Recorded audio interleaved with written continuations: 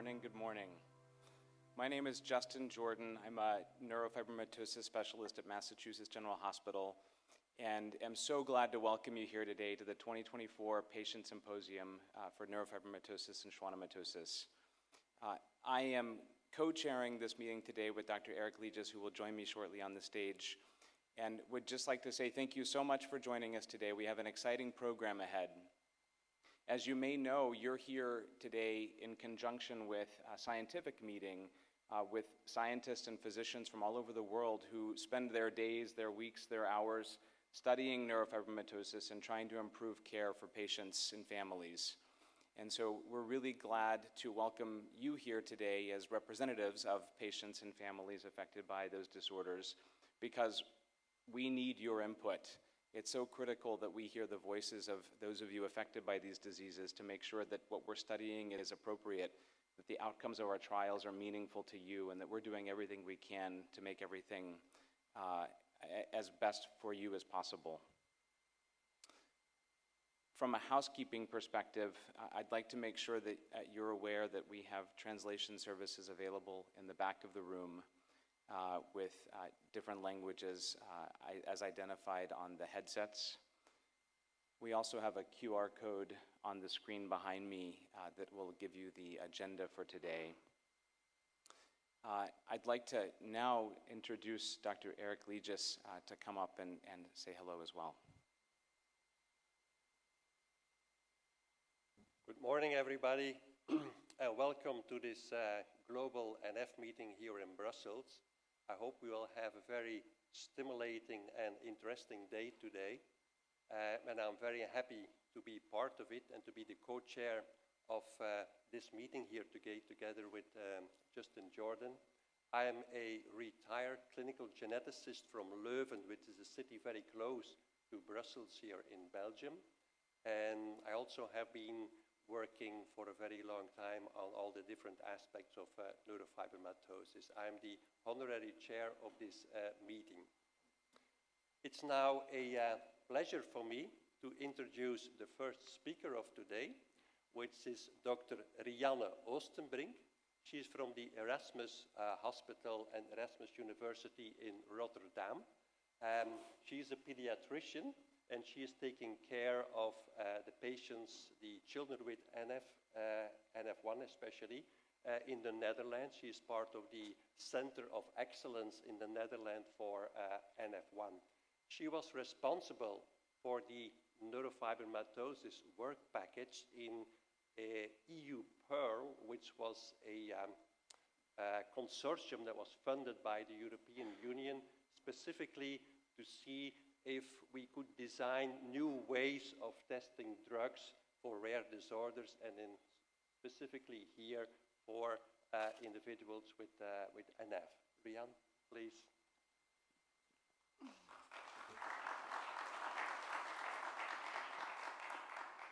Thank you, Eric, and thank you, Justin, also for inviting me today. So this is your wake-up presentation. I hope you will get through it. So as I'm a pediatrician, don't expect me to go into details of drug development, etc., but I wanted more to provide you the perspective of general approaches how to develop drugs, and in particular how you as a patient may be involved in that process, and to understand the process, and to understand also when you should or can enter in those steps. So shortly go back to the disease, and I assume most of you understand it, but for NF1 we have the timeline of the condition being present at birth, but being at risk of tumors throughout life, and with different risks. Well, in fact, the same figure we could design also for schwannomatosis and NF-related schwannomatosis as well. Let's go a little bit more in detail how we think about drug development. And when you go to drug development, we need to understand how the condition is caused. And this is a complex figure. I shared from a nice presentation on thinking about drug development. And what's highlighted here is that you have different steps from the cascade of the coding, the DNA, up to the processes in the cells and in the body, what needs to be happening, and we can design all kinds of elements and proteins that will be a cascade of what's happening.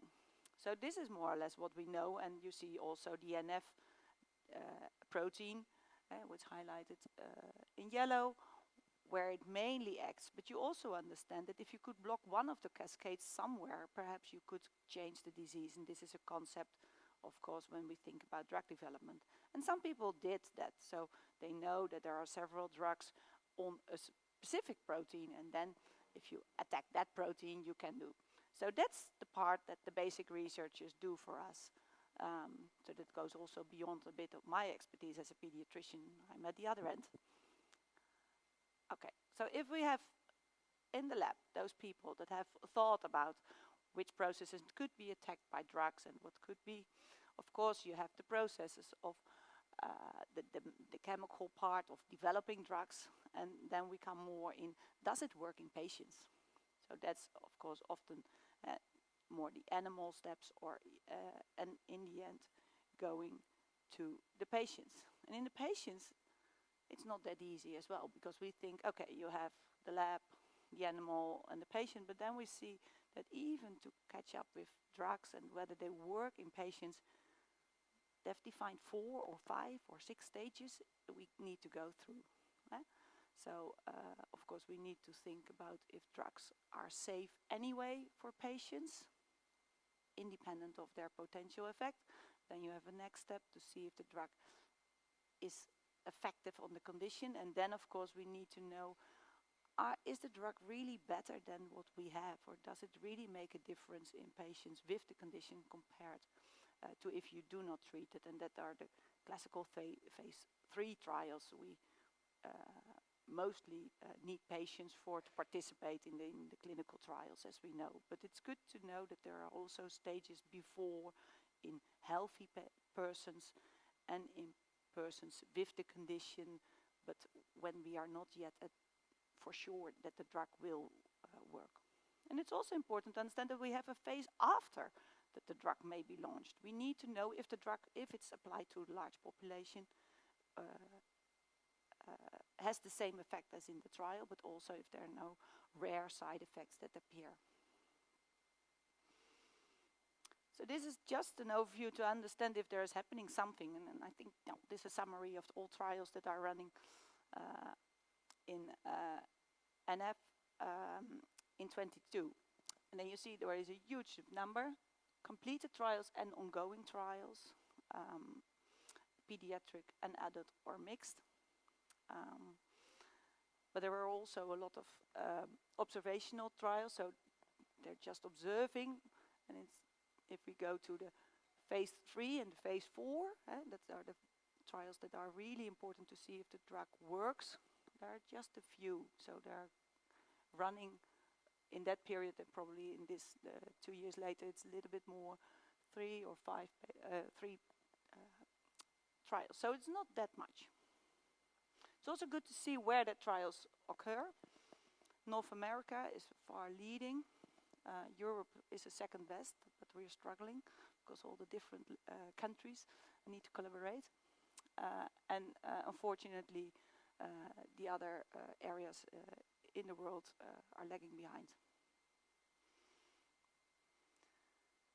The CTF has a nice explanation on trials pipeline, and that the current stage is so far that we have 1 drug approved for NF1.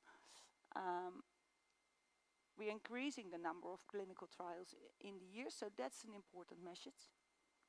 But there is lots of years of funding needed, and it's also important that we need lots of patients. Putting it a little bit more in perspective, the drug that has passed through the whole process was the selumetinib from the SPRINT trial. And what I liked, I hope I'm not in front of it, but you also see the long time. So the authors said it's about 9 years to go from a phase 1 up to registration. But understand also that before that 2010 there was a large period of developing that drug. And it didn't go so easy as only the blocks. There will be hiccups and etc.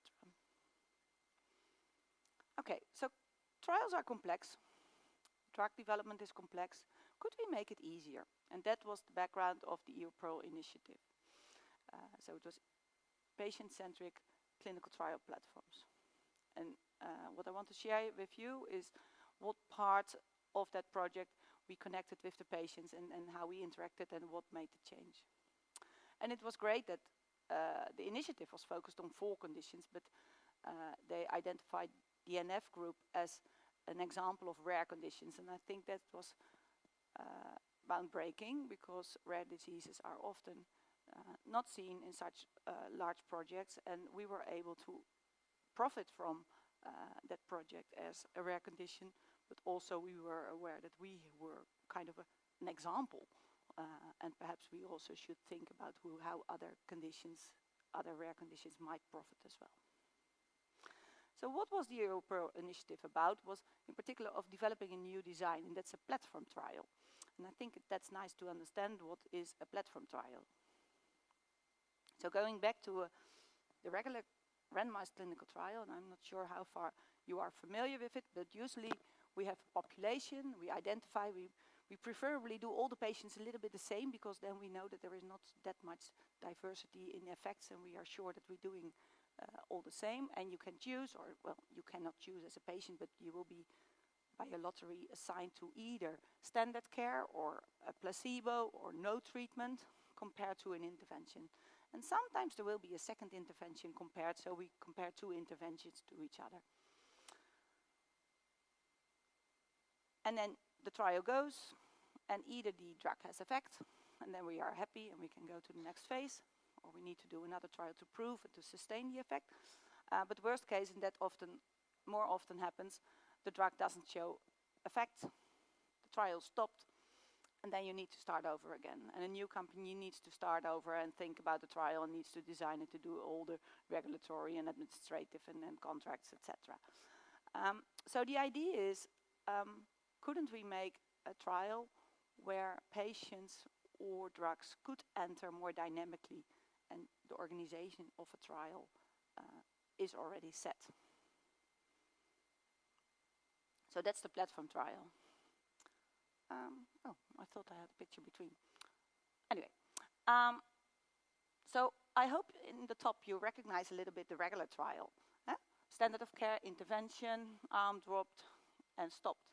But what the platform trial is about is also that you can enter a new drug in the same time that the trial is running.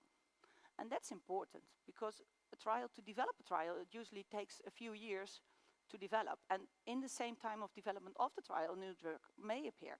And that would be great, that you can enter a drug in the same framework of the trial that's already running.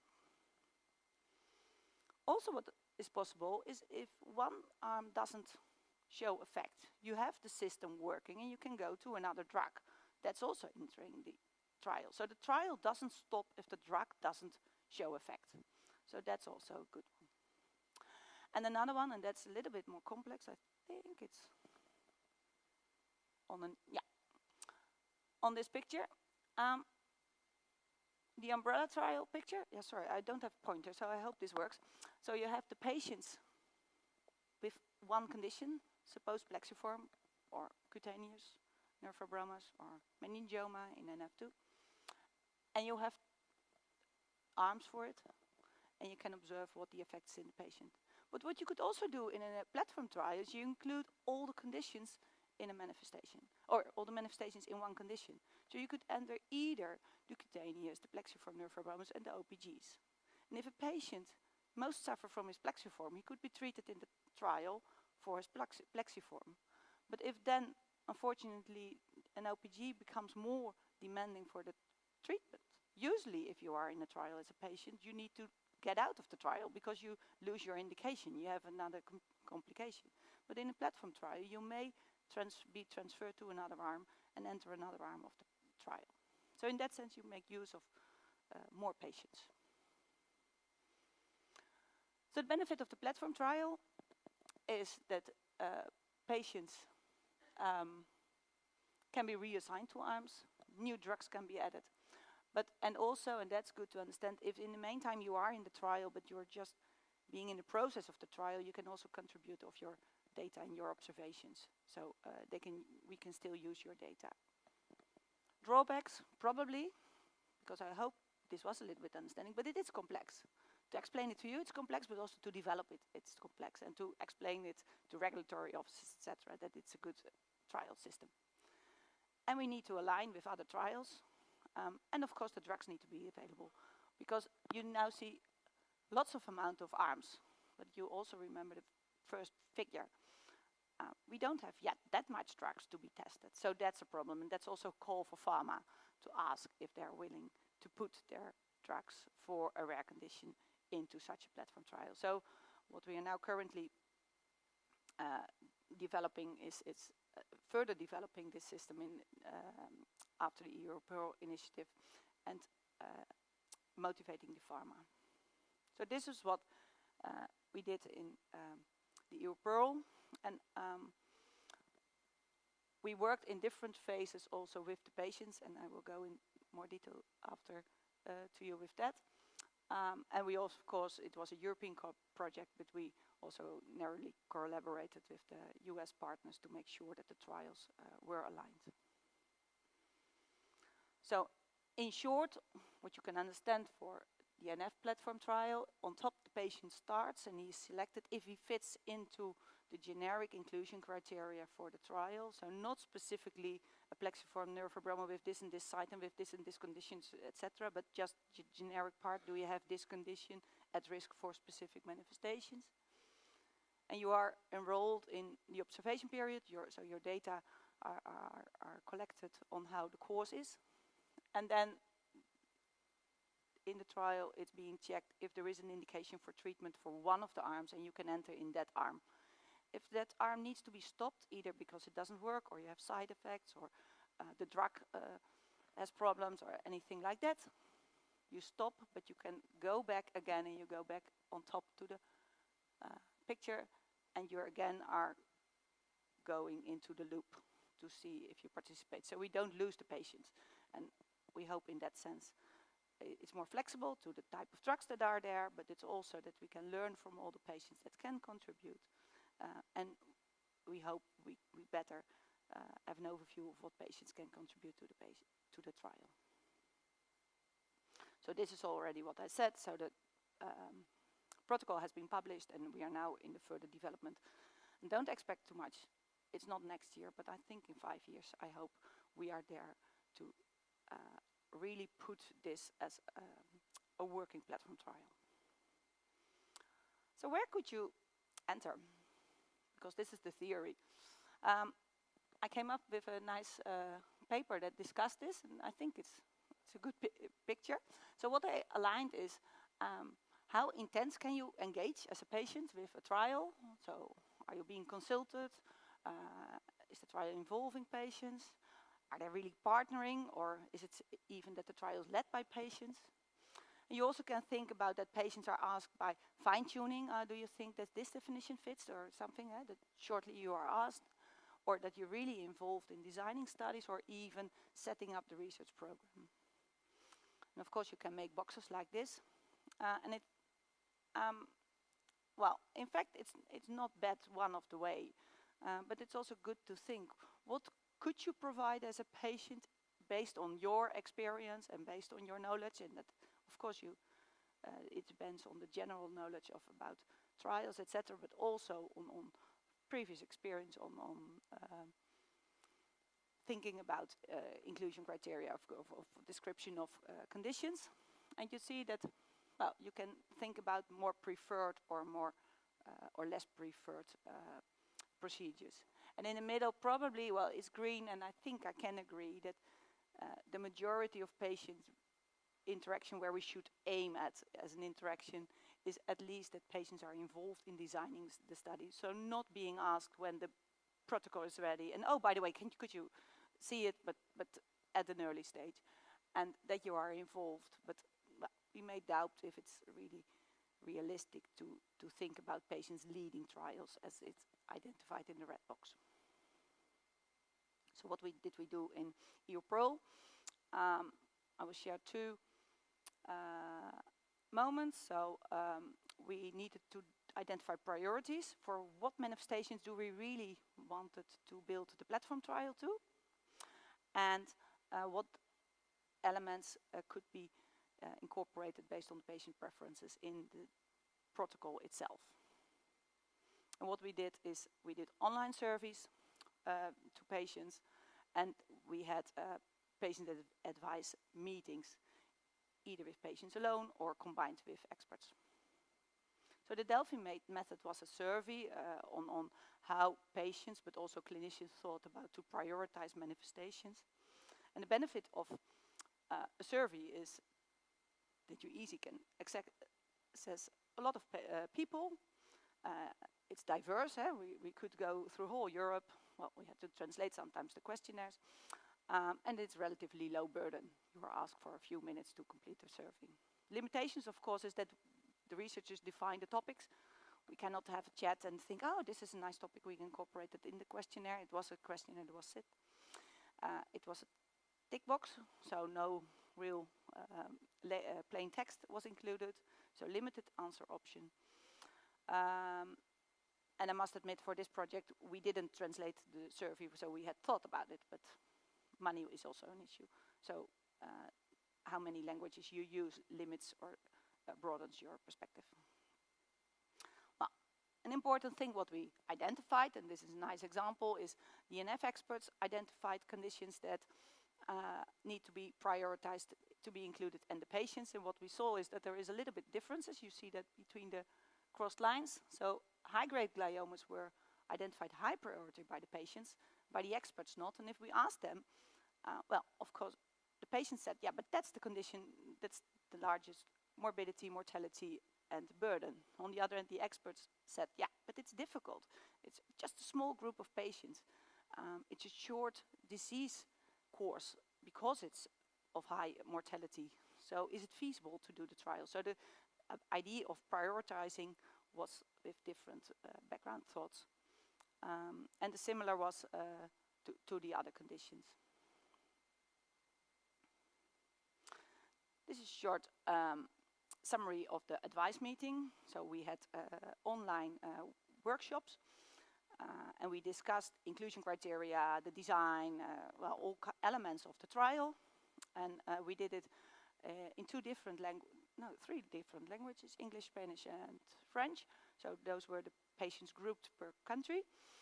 And we did one mixed in English with experts and patients together. And the benefits were that you really get all the input. It's an open discussion, and also we were able to identify cultural differences. And also we received information of topics that we didn't thought about because it was a talk. Topics we didn't expect were also raised.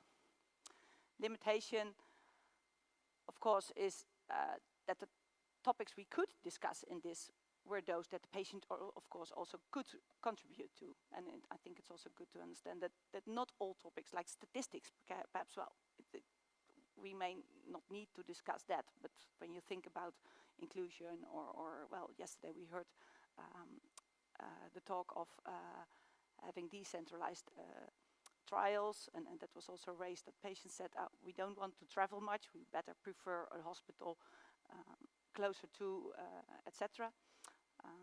But of course also it takes more time, so it is a question to you to invest to it. And the combined, well, was more or less the same benefits and limitations, although we also felt that in the talks we needed to balance the input of the experts and the patients, that it was not a pro and con discussion. If one topic was raised, that immediately another one said some reasons from the medical expertise or the higher basic expertise of trials, using those arguments. And I think it's important also that we really have an open discussion and thinking about when we design trials, because other reasons for patients can be there to choose. And examples were, for example, that patients raised that functional outcomes were much more important than volume. For example, a volume of a tumor, or if the pain was reduced, or if the vision was improved. The other problem is that the regulatory bodies, like the EMA or the FDA, really stick on that it should be objective, and it's still not accepted that the single outcome measure will be improved vision, for example, because they still think it's subjective. And I think that doesn't fit to what patients are suffering from. You don't suffer from a size, you suffer from the consequences of the size of the tumor. The distance to trial hospitals were discussed, so we needed, from the patients was preferred to have as much as hospitals in a network for trials. And from an organizational perspective, you would say, well, let's start with 3 hospitals and then we see if we can go on.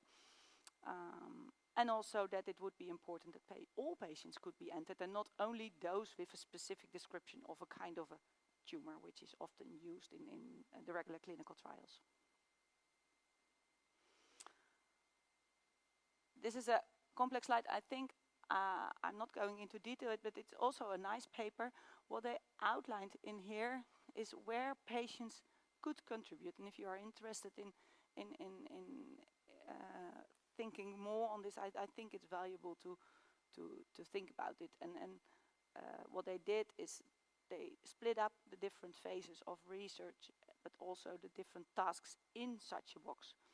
So you can think about research agenda, where are we doing research for, but also on development, or thinking about what outcomes should be important, or how should we recruit. And there are all different elements, and that's also good to understand. If you contribute to provide input for designing a trial, you don't have to do A to Z.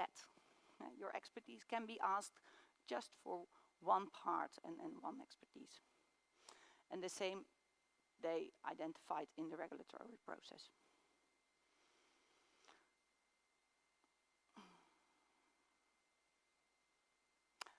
So I hope that I shared with you a little bit the timelines and why it takes so long that drugs become from ID up to the desk and the real treatment.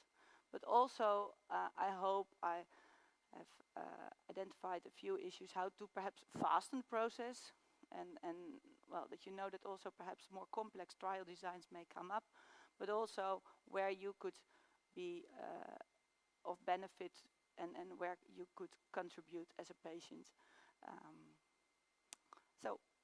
I think we have shortly time for questions, so perhaps if there are, you're welcome. I see a hand, yeah.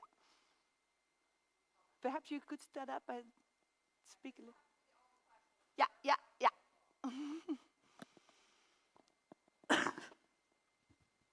It's just if we could have a copy of those papers you mentioned to review it ourselves. Of course, I think that the slides will be included, yeah.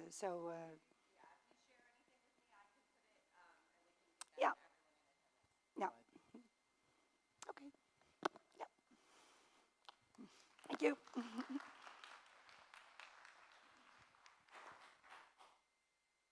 And you can ask more questions during the break. So next up, we're really excited that we're sponsored today by Alexion and grateful for that support. And I'm excited to introduce Wendy Erler up next, who's the Vice President of Patient Experience at Alexion and is going to speak with us as well. Thank you. Come on, Kimberly. All right, so we're going to level up here. What you just saw was a really great explanation of the laborious progress around drug development, and particularly in rare disease. And I think we can all agree it's taking too long, it's too complex. How do we fix that? And I want to start by saying good morning and thank you all for being here, and then having a big ask, and it's really up to all of us. We can only change the way drug development works and move science faster with patients at the table. And that is a big additional burden on each and every one of you from the community. And when we say patients, we mean patients and caregivers.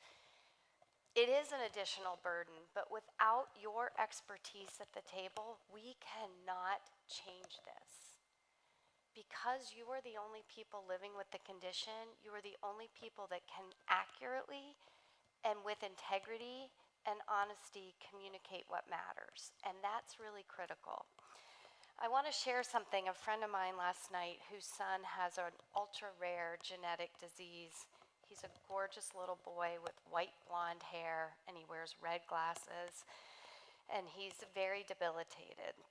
She came home yesterday from a meeting just like this with researchers, scientists, clinicians, patients, and patient advocates in the room. And she wrote to me last night, "Firstly, I just landed from a meeting much like the one you're going to." In her words, she said, "I hope that the rare disease community, who is literally creating the science and raising the awareness, all shows up. We must give something of ourselves to keep hope alive, encourage and carry each other. The quest is in all of us." So in thinking about why to get involved and engaged with pharma, it's critical because, as I said, you're the experts. You're living with the condition and you truly understand the impact. It might be tumor volume. It might be pain. It might be everything. It might be, how do I get out of the door in the morning to go to work and take care of my family? All of it matters. We can't advance science and services without your expert voice. So how does this happen? You saw the complexity. You saw the different places that patient advocates and patients and caregivers can get involved. We're all people, and it really starts with conversation. Don't hesitate to make a call, raise your hand, ask questions. If it's something like the services related to a clinical trial, travel assistance, or something else, ask for what you need, because there are things that can be done. And please be courageous and bold. Hold us accountable. I work in drug development on the pharmaceutical industry side. We all have a shared mission. We all want more research and more scientific understanding, and we have to do it together.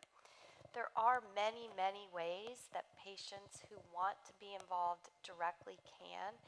Things to think about, asking about if you're interested, are registry committees.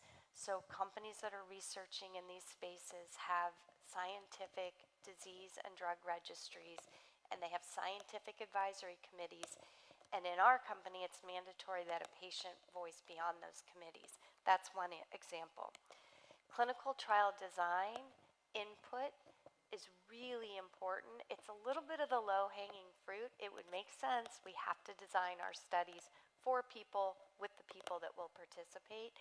So if you are aware of research that's happening in a space, feel free to raise your hand and say, "I want to be on that committee. I want to understand how the trial's being designed. This doesn't make sense." There are also a lot of opportunities to review publications and participate either as a patient author or a patient reviewer.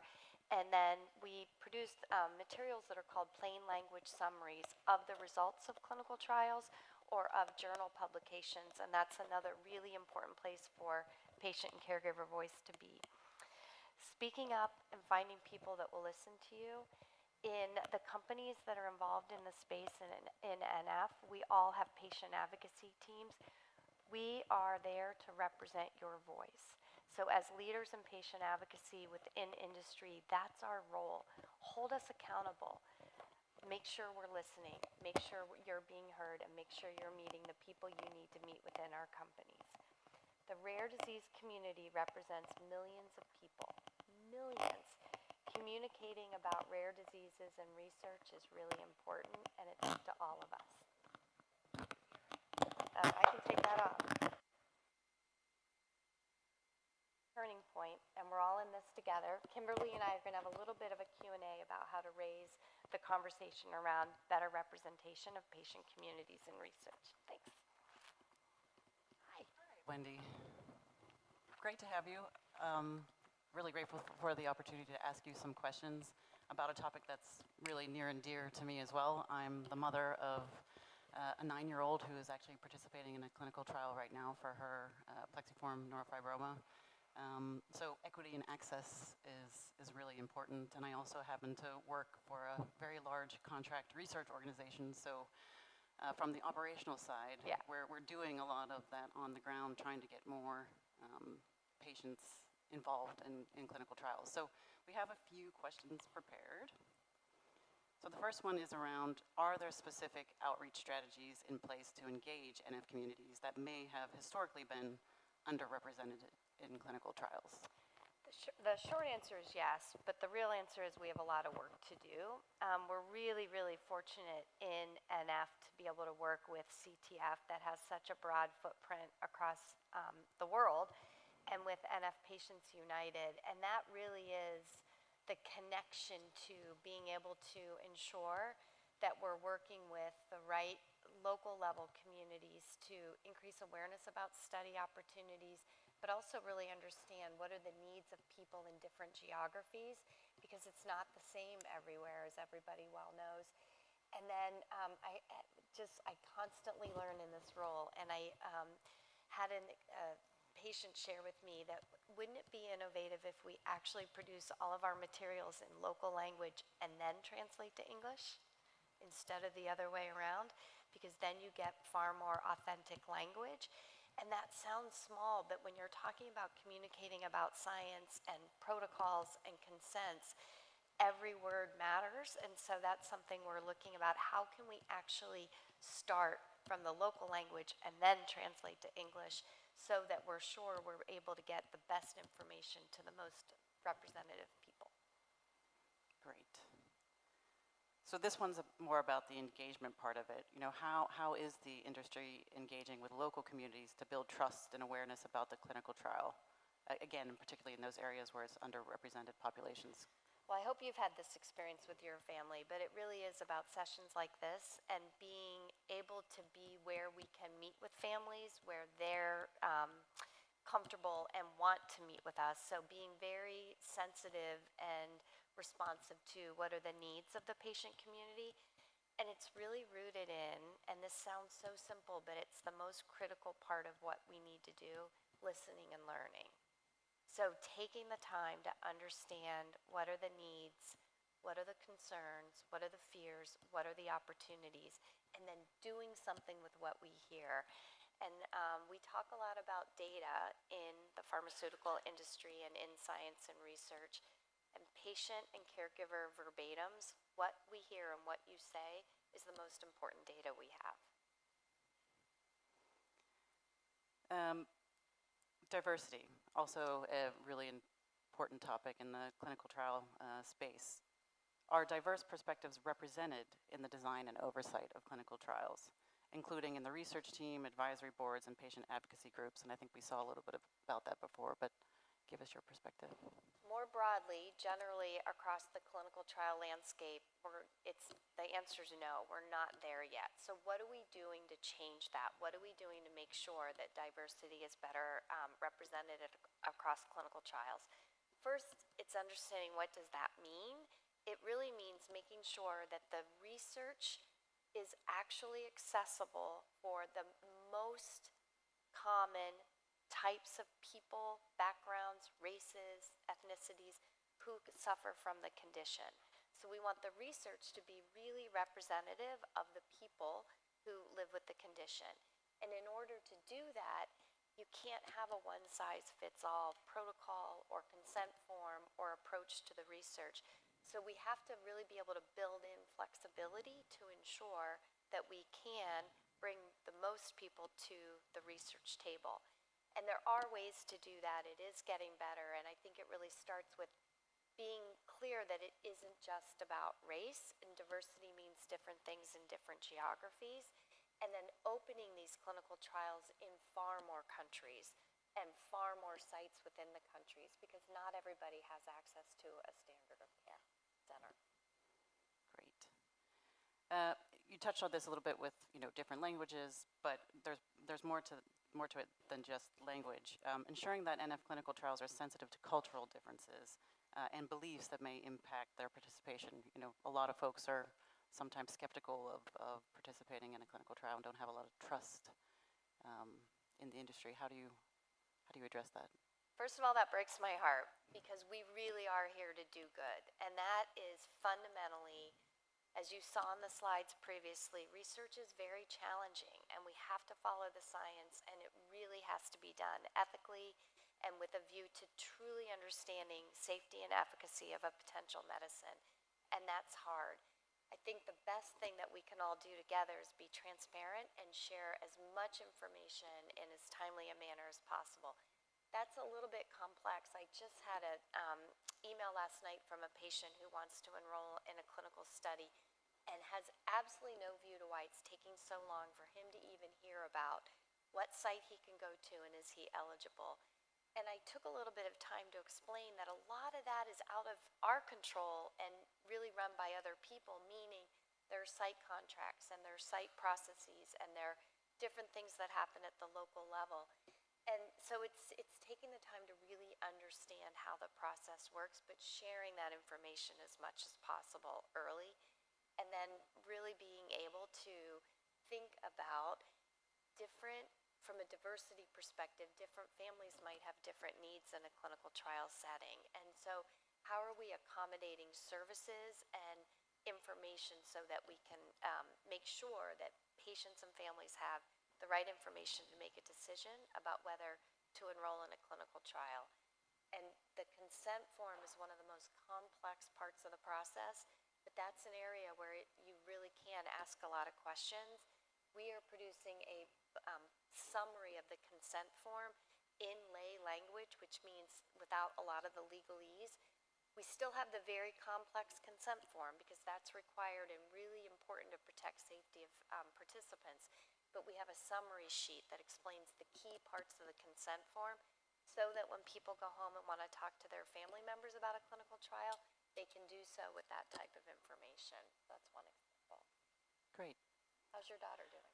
She's doing great. I mean, she has, we're in the final weeks of her trial after, 2.5 years. But, you know, it's really eye-opening because I never would have thought I would have been in this situation as a mom. You know, no one anticipates, you know, your kids being diagnosed with a rare condition. But we were really lucky in the sense that we live quite close to the site. You know, we had to drive in the beginning, 20 minutes or so to pick up the medication. Like all those little practical factors, I think, contribute to what we're talking about here about getting more folks involved and participating in clinical trials. So in many ways, we're lucky in that sense. But she's doing well. How are you doing? Yeah, that's that's another question. Yeah, I don't know. With this disease, I feel like you can never really relax. You know, she didn't really suffer from her symptoms, but her neurologist decided that we should put her in the trial because of the pain she was experiencing. And honestly, the side effects are quite a bit to deal with at this point. But it's just getting to this these last few weeks, and then we're hoping we won't have to be on treatment for some time. Well, thank you so much for contributing to research. It's a very big ask and a very big burden on families, and you really are helping advance science for everybody. Thank you. Yeah.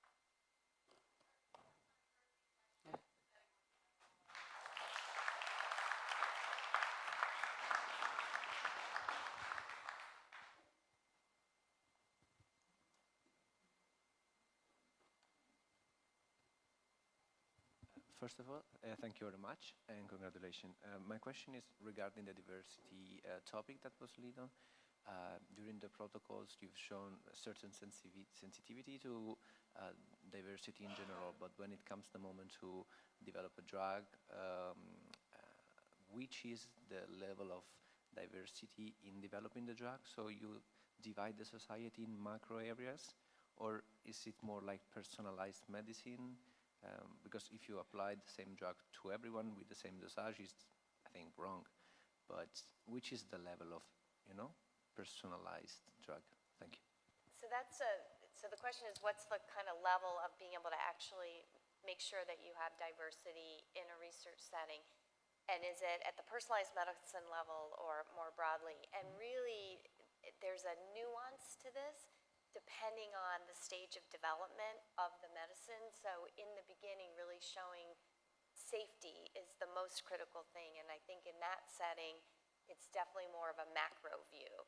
But as we get deeper into the clinical trial process, we're able to design studies that look more into how do you measure the diversity for most. And that's where we are as an industry and as a scientific community. It's really complex, though, in rare disease also because we don't want it to take as long as we saw on the slides below. And sometimes in order to execute the research as fast as possible, you end up in countries that have the most experience. And so it becomes after a medicine is approved that you're able to get more diversity into the disease and medicine understanding.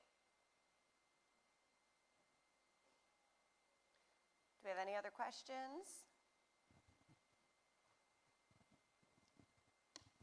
So is there any idea how to reach the patients? Because sometimes I have the feeling that the physicians and don't know about, or the oncologists about the clinical trials related to NF. And I think this is a real problem because you go to the doctor and then you, for example, suffer from pain due to a tumor, but the doctor doesn't know about the clinical trial.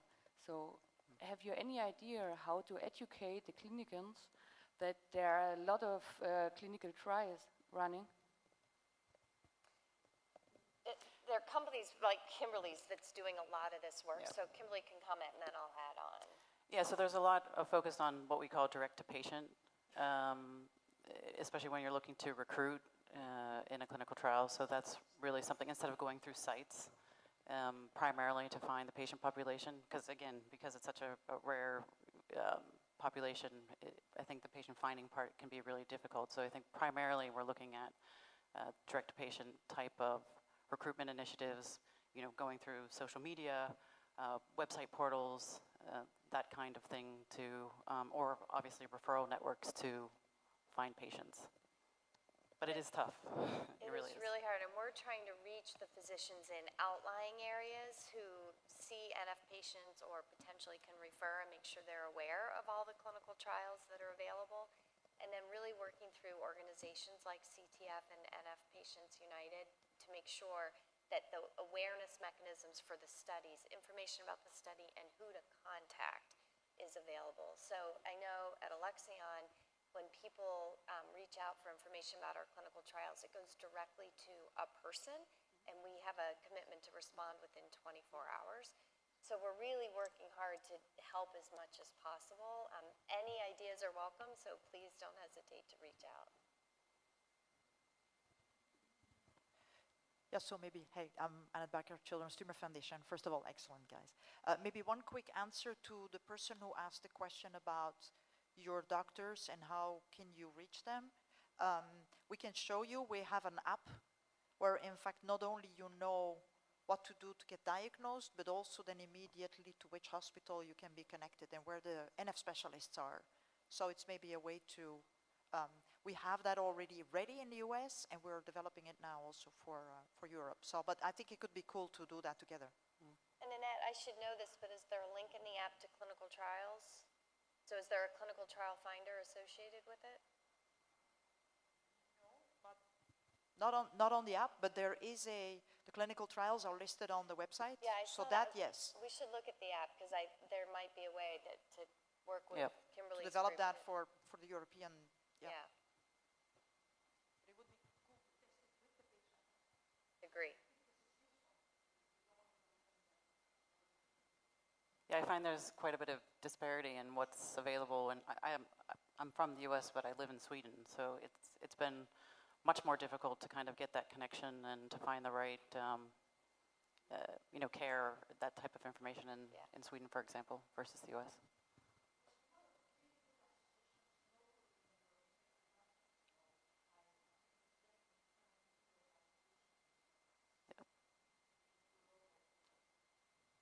Great, well thank you so much, Thank Wendy you. and Kimberly.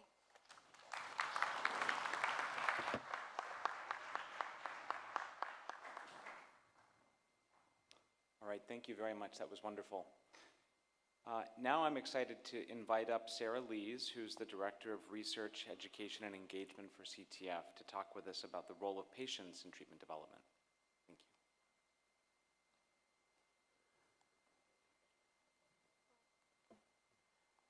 Thank you all for being here today. We're very excited to have you. So this is going to be a great follow-up to what Wendy and Kimberly were talking about.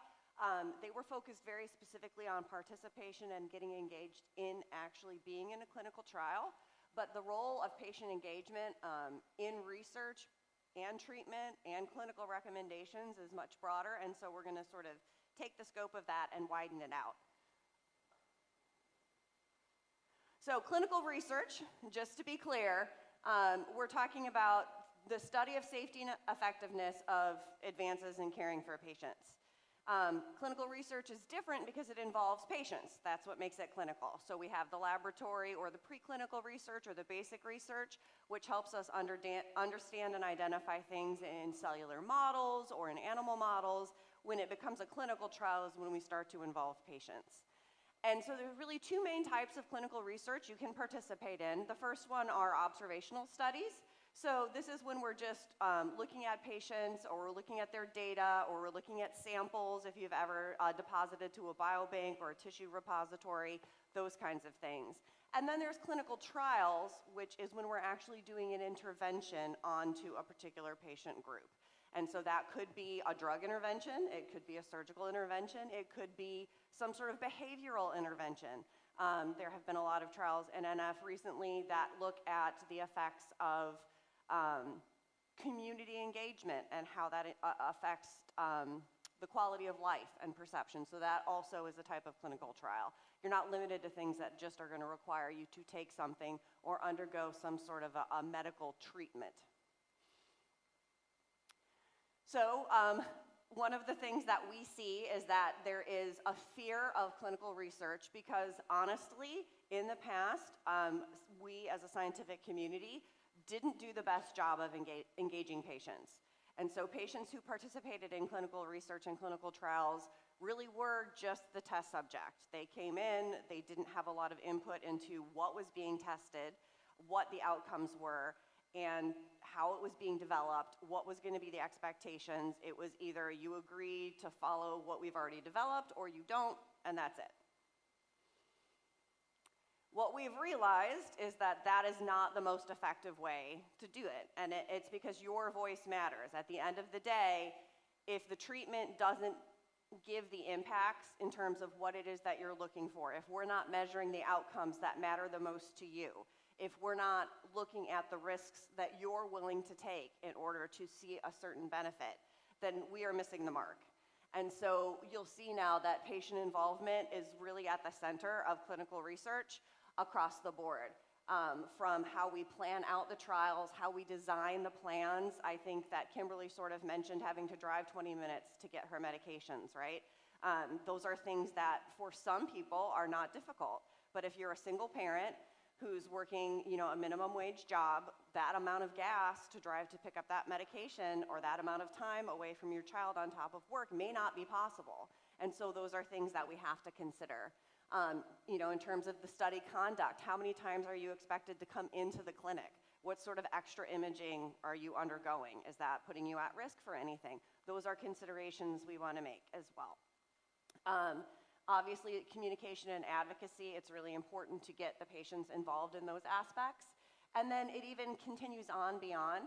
So regulatory, market access, policy making. What do we do after the drug's already been approved? There's opportunities for you to engage with your local governments to expand access for a particular treatment that's only been approved in a very narrow group, or to advocate for accelerated approvals for drugs of high need areas. So there's ways you can get involved again without not necessarily having to participate in the clinical research trial itself. So we've started to, as a scientific community, really look at how do we engage patients and what is it that's important. And so there's been some research that has been developed that has sort of identified 4 main pillars of where you involve patients in research. So inclusiveness, we talked a lot about this with Wendy and Kimberly, diverse perspectives, making sure that we're considering the cultural beliefs, the access beliefs, whatever it is that the patient population consists of, to make sure that we are including as many of those concerns as possible and providing access to as many individuals as possible. And we want to make sure that there's a clear role for the patient. It's one thing to say, hey, we have an advisory committee, we want a patient to be on here. But if it's not clear what that patient is supposed to do and how they're supposed to engage, then that's just checking a box. And we don't want to do that. We don't want to just be saying, hey, we involved a patient. We want that patient to know what their role is, what the expectation is, and so that they can fully participate and engage. Especially in groups, one of the things that we see is that patients somehow feel like they're not as much of an expert as the researcher or the physician. And so they don't feel like their voice matters as much and they're unwilling to speak up, or will say, this is a dumb question. It's not, okay? It's a completely different perspective. As smart as our researchers and clinicians are, they're not suffering from what you're suffering from. They don't know your experience. So you're the expert in that. And that's what you can bring forward that they can't possibly understand. And so you need to see yourselves as equals. And building relationships, again, I think that helps too. If we can make you comfortable with the people that you're engaging with and build those relationships, it makes you feel a lot more confident to share your input and your insights and your expertise. Support, we want to remove barriers to participation. And so we've talked about this a little bit, but it's how do we get people to be able to participate, whether as a patient in a trial or a participant in a trial, or on an advisory committee, or as a patient advocate for regulatory approvals. And so, you know, is it that they need REINS? Is it that they need childcare? Is it that, what are the things that are keeping you from being able to participate? And how can we help overcome those issues so that they're not a barrier for you to participate? Mutual respect, again, we sort of talked about that. Everyone's perspective is unique. Everyone's perspective has value. They're different lenses. You may not understand the complicated cellular drawing that Rianne has her first slide with all the cascading and the signaling and all the pathways, but you do have an understanding of what it's like to wake up in pain every day or to worry about your hearing or vision loss. And so you have a different perspective and you can bring that to the table. And then, you know, we want this to be a collaborative effort. So at the end of the day, patients should be co-authors on some of these papers, right? Patients should be co-authors on some of these recommendations because their voice is as equal as the clinicians. And so that's another pillar of working together and having this be a truly collaborative, truly patient-centered process and research. So why does that matter? Because that's a lot of extra effort, right, to try to get all of those things addressed. Well, we know if we talk to patients and we listen to what it is that they're looking for, what risks they're willing to take, what outcomes matter to them, they're going to be more likely to enroll in trials. And that is consistently a problem, especially in rare disease, where we have a smaller number of patients to begin with. And if we can't get enough patients accrued to the trial closes, and then we have no idea if that treatment could have been successful or not. Higher retention. So again, if we can address the barriers in advance and make it as easy as possible for you to participate, some of these trials, I think, as you heard Kimberly mention, can take years. And that's a really big commitment. And so a lot of trials lose people over time. So how do we stop that attrition? By being proactive up front and making sure that any of those barriers are addressed so that it's not going to become overly burdensome. Better compliance. Again, if we ask the patients what they're willing to do and what they're willing to accept, they're more likely to follow the recommendations that are in the protocol. And if they're more compliant, then that gives us more data that is useful. Which again, that goes to higher quality of our data. And all of that together means we can get drugs approved more quickly. And so that's the goal at the end of the day, right? Is that a lot of us are waiting for treatments. And so if we can get those happening faster, you don't have to wait 5 years, 10 years, 15 years. Maybe it'll be a year or two before there'll be something that will be of benefit. And we want to make that happen. So what are some of those barriers that we have to being able to participate in research? Communication challenges, and I think we talked on that a bit, and I think Wendy mentioned an excellent idea, which is, you know, we always start with English as the default in science. It's sort of The language of science is English, but there's nuances in the way that that communication is. And so if you're taking something from English and translating it, it's not the same as if you had initially written it in French or had initially written it in Dutch. There's the logistics factors, which we talked about: transportation, childcare, number of visits, how invasive is it. Some people are afraid to give blood. If you've got to give blood 6 times a year, that could be a barrier for you. Maintaining engagement over time. We said some of these are long commitments, and people are really enthusiastic for the first 6 months, and then that enthusiasm wanes as the side effects kick in and the tedium of having to do these things over and over again. And then we want to make sure that we're integrating patient feedback at the right time. And again, the right time is as soon as possible, in my opinion. We need to get that feedback in advance, not develop a protocol in a vacuum, get patients enrolled in a trial, now they start dropping out, and we reach out to them and say, well, why aren't you continuing? And they tell us, well, it's because of X, Y, and Z. Well, at that point, we've already lost them, and potentially we'll be losing more patients, whereas if we had asked those questions up front, we could have addressed that, and it wouldn't have been an issue. Rare disease in research, there's a lot of challenges that are unique to doing research in a rare disease.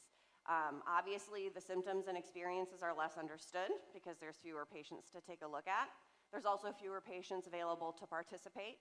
So the traditional way we've done trials and sort of the way that we thought of it in the past is that you have the group who's getting the intervention, you have the group that's getting the placebo or the control, and you're comparing those two.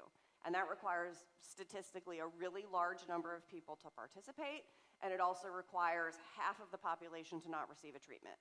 And so that's why we're trying to work on some of these more unique trial designs, especially in rare disease, because that helps get around some of those issues. We don't need as many patients. We can ensure every patient gets some kind of treatment, and that's going to enable more participation, because a lot of people, me included, would not want to give up 3 years of my life going to a clinic once a month and giving blood, with the risk being 50% that I'm not getting anything at all. And so these novel designs are going to help us make sure that there's more participation. The other thing that's a special challenge for rare diseases, there's often no standard of care treatment available. And so that's one of the things we've done in cancer, for example. A lot of the trials, you either get standard of care or you get the new intervention. So you know you're getting something in either case. But if there is no standard of care, that makes the situation a little more complicated. Unfortunately, the truth is, money matters. These trials cost a lot to run. These drugs cost a lot to develop. And when you're looking for something in a rare disease, the return on investment for pharma just isn't as great. So we have to figure out ways to repurpose drugs that already exist, but maybe didn't work for the indication intended, but could work for NF. We need to look at ways that we can minimize the cost of trials by having fewer participants with some of these novel trial designs. And then a lot of times, especially for those of you who have NF1 diagnoses, you know, it's in children, and running trials in children is just inherently more difficult. There's more regulatory concerns that are involved. There's a lot more education that's required, and so that's another challenge that you find in rare disease. But we really do want to do patient-focused drug development. We want the patient to be at the center of all of this. And so we want to use patient feedback to inform the development of the drugs from the very beginning. What is it that we're trying to treat? What are the symptoms that are causing you the most burden? So that we're looking at those pathways and then identifying drugs that potentially could impact the things that matter most to the patient. We want to minimize the burden to your participation in any sort of research. We want to collect preferences and the acceptability of risks versus outcome. One of the things that we did in order to prepare our agenda for this patient day was surveys. And so we sent out surveys. I think we got about 80 patients and about 20 clinicians and researchers, and we compared the answers between the two. And when we asked clinicians, what level of risk are you willing to take? It was like rash, diarrhea, extra clinic visits. When we asked patients, what risk are you willing to take? In some instances, anything that doesn't kill me. There's nothing that I wouldn't risk to find a cure. I just want to be able to wake up every morning and not be in so much pain that I can't imagine living anymore. So there's a huge disconnect between the amount of risk that a patient is willing to take versus what a clinician thinks. And that's something that our regulatory agencies have started to realize and want to consider. If patients are willing to take a greater risk for potential benefit, that's something we should consider if they make informed consent that that's the risk that they're willing to take. And then again, identifying the important information for patients, and then how do we effectively communicate it and make sure that it's understandable, that you are fully aware of what the risks and benefits are, and what it is that we need to do to treat your disorder or develop new treatments. So what you can see here is sort of the whole spectrum of research development and where you can be involved. So again, you don't just have to be a participant. You don't just have to sign up for a clinical trial. For setting the research priorities, as Wendy mentioned with Alexion, they have an advisory group. From the very beginning, from protocol development, they're looking at what matters to patients, what outcomes should we be looking at, what parts of the protocol are going to be burdensome. And there's patients who do only that and then don't participate in the trial itself. You could be a fundraiser and donate money to the various NF organizations that fund research. And so then you're contributing by providing the funds that are needed in order to do it. You could be reviewing the protocols themselves. So the protocol's already been written, and you could be looking at that protocol and pointing out issues or concerns or places where you're not going to be able to participate, and here would be why. You could do an ethical review of what's happening and making sure that from an ethics perspective that the patients are being protected. You could help with developing information for participants. So how are we writing the informed consent process? How are we creating brochures that are describing what that looks like and making sure that it's the information a patient would want to know and answering the questions a patient would have? Then you can be involved in the data that's coming out of the trials and looking at those things and where safety concerns are arising and making recommendations. And then even post-approval. As I mentioned before, once a drug is approved, it typically tends to be a very narrow indication. It's approved just for this, with this specific manifestation, in this specific age group, and that's all you've got. So advocating to your agencies to say, let's expand that access. Let's make it available to more age groups. Let's make it available to people with other indications in the disease. How can we open the inclusion and exclusion criteria to take this product to the larger group of patients? And then post-study communications as well. So when we were talking about making a publication, if you've been a patient who's been involved, that scientific publication, when it comes out, you should be a co-author, and you should be able to help write out what the summary is and what the outcomes were, because you have the different perspective if you participated. And then how do we get those results to the community? So again, developing that communication channel from, okay, now this drug's approved, what does that mean for a patient? And making sure that it's not in that science talk, but it's really addressing what the patient wants to know about this newly approved information. So as far as in Europe goes, you can engage with the EMA. In the US, if you are a US patient, you can get involved with the FDA as well. They have a lot of programs for you to participate in that will help you inform them about what your concerns are, which things you're looking for to get approved the most quickly, how do we get things through the evaluation process, and then how do we monitor their safety before and after the trial. And so this is just some of the ways you can get involved. If you go to the EMA's page and you search for patient engagement, they have a whole list of committees you can be involved in and ways that you can participate. I'll have a link at the end of this presentation directly to this site. And like I said earlier, we'll make sure that we share this information with you after the event, so you'll have access to all of those links. Another thing that we have is the Patient Engagement Collaborative. So this is a joint project between the US FDA and the Clinical Trials Transformation Initiative. And so again, it's looking at across the board, not just in the trial itself, but how do we communicate, how do we educate, how do we get patients involved in the medical product regulation process from start to finish. There's also the Patient Engagement Cluster. So the FDA, the EMA, and Health Canada created a working group all together to look at how we can build off each other. So rather than a pharmaceutical company having to go through and get an FDA approval, and an EMA approval, and a Health Canada approval, and an approval, I don't know what all of the regulatory bodies are for all of the countries, but trying to streamline the process, especially for rare diseases or orphan diseases, as they're sometimes called, where there's not a lot of development or there aren't any treatments available, working together. And so again, if you go to this website, there are opportunities for patients to be involved in this initiative as well. And so, you know, trying to look at things like biosimilars, which basically is like your generics, right? Once a drug is off patent, how do we quickly get as many affordable options out there as possible? They're really prioritizing medications that treat cancers, medicines for rare disease, medicines for children. So all of that is really important to the NF community. You can see that those kinds of things would be some among the first that would get approval through this patient engagement cluster. The other thing is Eurotas has some open access education for you if you want to be involved in some of these research committees, if you want to be on an advisory board that's working on protocol development, or you want to be involved in some of the things with pharma directly, these courses will sort of get you up to speed so that you don't feel so overwhelmed. Like I said, it can happen that a patient feels like, well, I can't talk because they have a PhD or they have an MD and I don't know as much about this. But you do because you live it. It's your lived experience. And so if your problem or your reservation is that, well, I don't know what the term control means, or I don't know what an umbrella trial is or a basket trial, these courses will help get you that language a little more familiar so that you feel a little more confident going into those conversations, and they're all for free.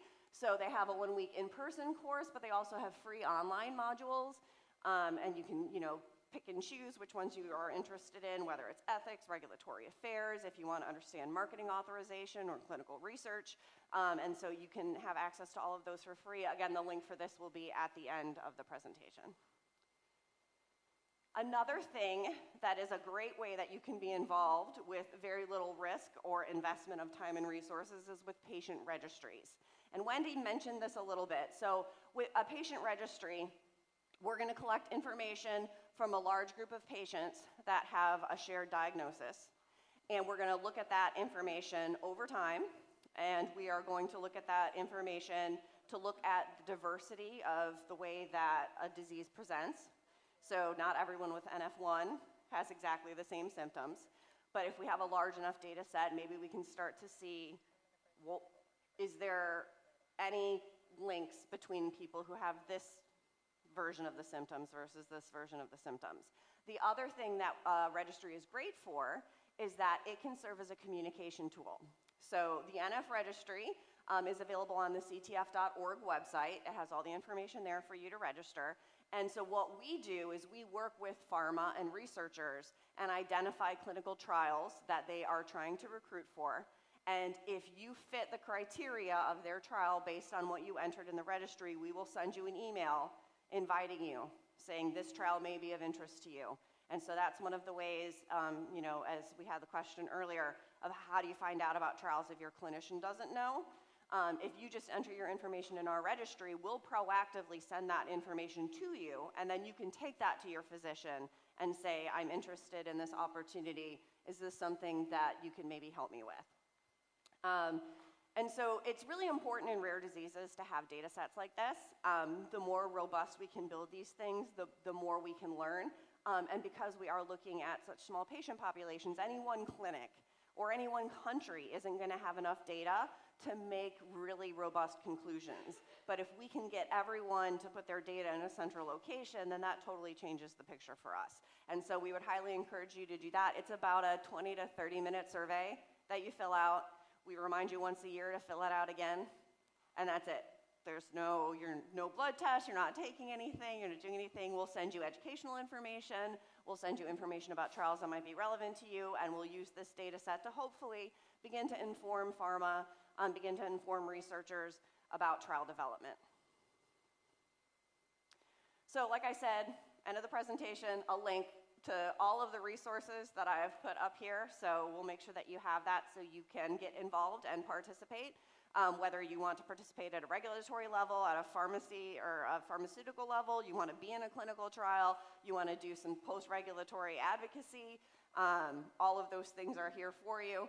And then on the CTF.org Europe, our mission, on that you'll find a link to the registry as well. We would love to have you participate in our patient registry. We have about 11,000 patient records so far, but there are millions of NF patients, so we'd love to see that number grow. And that's it. Thank you so much.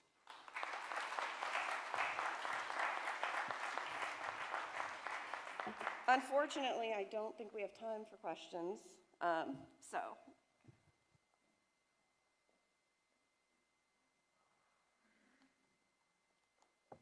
before the coffee break, we will have a last presentation here. NF is a group of genetic disorders caused by a specific genetic variant in certain genes. So many people ask, can you treat this group of disorders with gene therapy? So I'm very happy to introduce Dr. Ignacio Blanco from Barcelona in Spain, who is leading an expert center for NF in Spain, but he is also a co-chair of this meeting. And I'm very happy that he could find the time to be here today with us to introduce us into everything you want to know about gene therapy. Okay, thank you. Good morning, everyone. First of all, I want to thank the organizers to give me the opportunity to be here and to share with you my views about gene therapy. And I hope that my Spanish English will allow you to follow my lecture. Okay, these are my disclaimers. And as you probably know, genetics is a very early science. We only have 200 years of experience.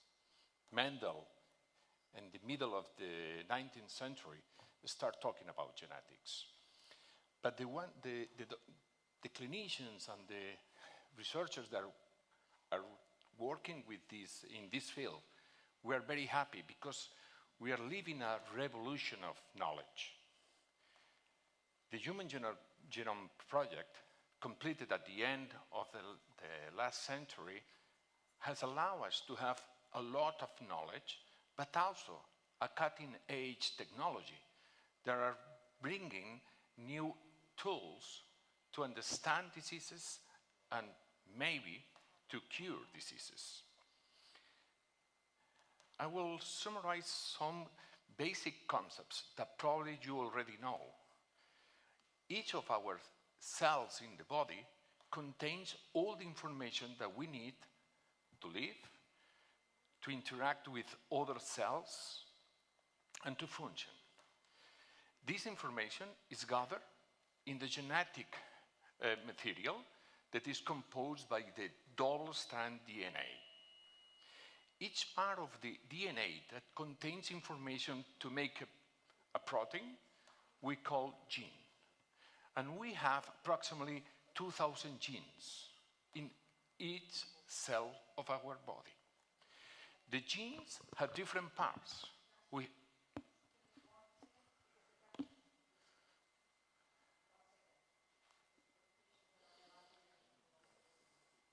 Okay, I'm sorry.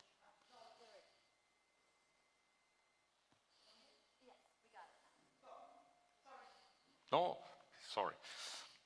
I was saying, genes has different parts.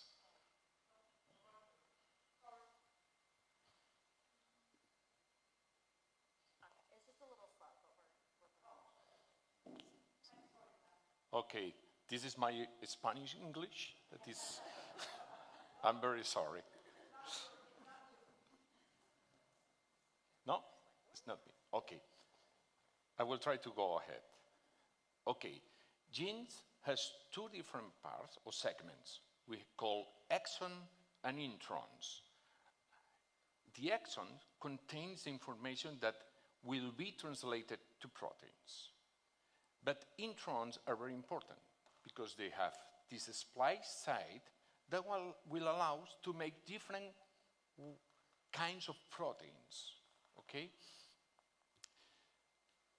As soon as a disease was found to be genetic, we as a doctors dream, okay, it has to be very easy.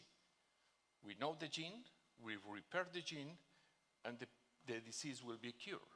And this is the fundamental of gene therapy. However, reality has shown that this is not as easy as we thought. It's very complicated to repair a gene and to cure a disease. That said, we are living in an inflection point. The past 10 years has seen the renaissance in the field of gene and cell therapy, and the first approval clinical trials has arrived. These therapies has been already used to deal with different diseases, neuromuscular diseases, hereditary blindness, and also cancer. While these approved therapies are life-changing for these patients, are also allowing us to see how these advantages are arriving and to lay the structure to make new possibilities for other diseases like neurofibromatosis. Gene therapy really is the most exciting area in biotechnology in this moment. Not only because we are getting more knowledge, because we have new opportunities. Gene therapy is under intensive investigation in oncology. However, its application for genetic conditions linked to predisposition to tumors like NF1 or schwannomatosis is still in the early ages, and we should know why. Recently, the REINS Gene Therapy Working Group has made a very wonderful paper in order to be with the status of gene therapy in our disease. And in my talk, I will try to review which are the challenges, which are the opportunity, and what's the point in our disease. We start with challenges. And the first challenge is that we are dealing with very complex diseases. Neurofibromatosis and schwannomatosis are complex neurogenetic disorders that predispose to patients to many kinds of tumor and non-tumor manifestations. There is no single manifestation like it happens, for example, in hereditary blindness. We have many different manifestations. Furthermore, there is high variability in the manifestations from the different patients. There are no patients equally affected, no matter is in the same family or in different families. For NF and schwannomatosis, gene therapy tries to increase the level of protein in cells that have one of the two copies still working, that we call haploinsufficient cells, or also in cells where the two copies has breakdown. It means there is no functional copies. While diploinsufficient cells means that we don't have any copy working, is needed for tumors. Haploinsufficient cells, normal cells that has one copy, are still the cause of many manifestations. And also can improve or can promote the appearance of tumors. As I said before, our diseases are different from others. In hereditary blindness, one gene, one protein, and one tissue. Here we have one gene that interacts with many other proteins and many other, I will say, pathways in the cells at the same time. And that's also happened in schwannomatosis. The complexity of neurofibromin or Merlin proteins are huge. Complexity is a problem, is a challenge, but also time. Structural abnormalities involving bones or brain might become irreversible after a certain stage of development. For deeply insufficient cells, I mean tumors, we don't know if recovering the normal protein will be able to shrink or kill the tumor, because other genetic alterations are on the way. But anyway, we have challenge, and now we have to set up the goals. And the therapeutical goals for gene therapy includes stabilization, shrinkage, and prevention of tumor, but also treating other manifestations. We can dream to repair a gene and to have all manifestations ruled out, but that's not the point now. Probably we will have to fix in some of the manifestations. And for example, for NF1, we will have to fix in the ones that has higher mortality or higher morbidity. It means plexiform neurofibroma, MPNSTs, high-grade glioma, or optic pathway glioma.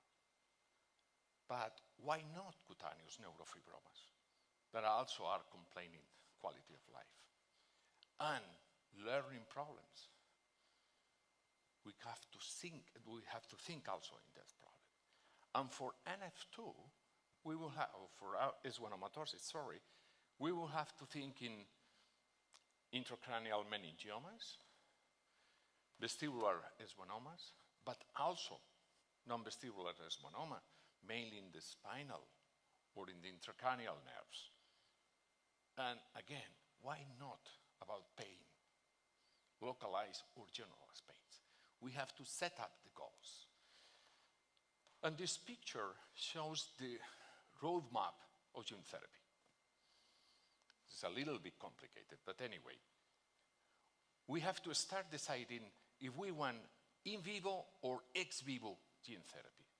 In vivo means that we will modify genes inside the body of the patient. While ex vivo, we will take some cells from the patients, we will modify them, and then we reinfuse these cells to the body. Once we have decided, for example, in vivo gene therapy, we have to decide if we want to give this therapy systemically or locally. No matter if we do systemically or locally, we have to deliver the gene therapy. And we will use, for example, viral particles or nanoparticles. And then, at the end, we will have to decide what kind of gene therapy we will use. And I will try to summarize the different approach that has been already used in rare diseases and try to see what's the status in neurofibromatosis. First of all, we have the genome editing with CRISPR-Cas9. This is a novel tool, I will say, that is very economical, is very easy to use, and can allow us to edit a gene very easily. However, it sometimes has low efficiency. It can also modify other genes, not only the one that we need to edit, and this makes a little bit difficult to use in clinical right now. But anyway, we have already in vivo studies in NF1 and schwannomatosis. We can use also another approach that is to replace a gene, to incorporate a new gene into the cells.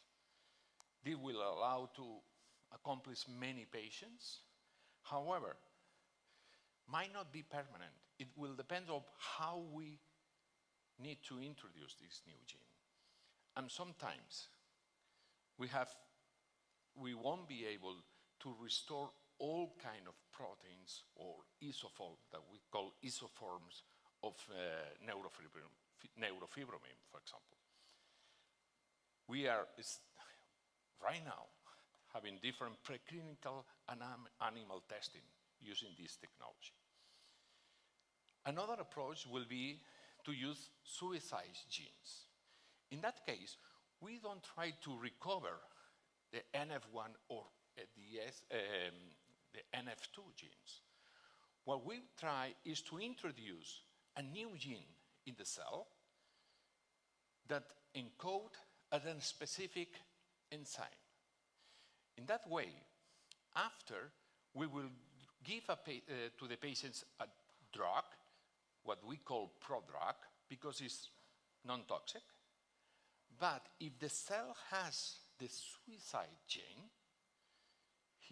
that cell will be able to metabolize the prodrug and to have a toxin metabolite that will kill the cell and also will kill the cells that surround this cell.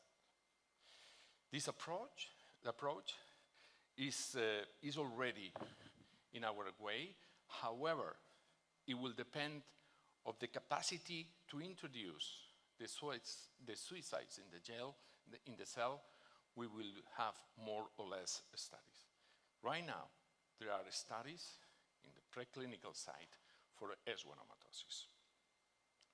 We are also able to edit not DNA. We will be able to edit RNA. In that case, we won't modify the genome of the patient. That's good. However, the level of efficiency is very low right now. But again, we have in vitro studies in our field.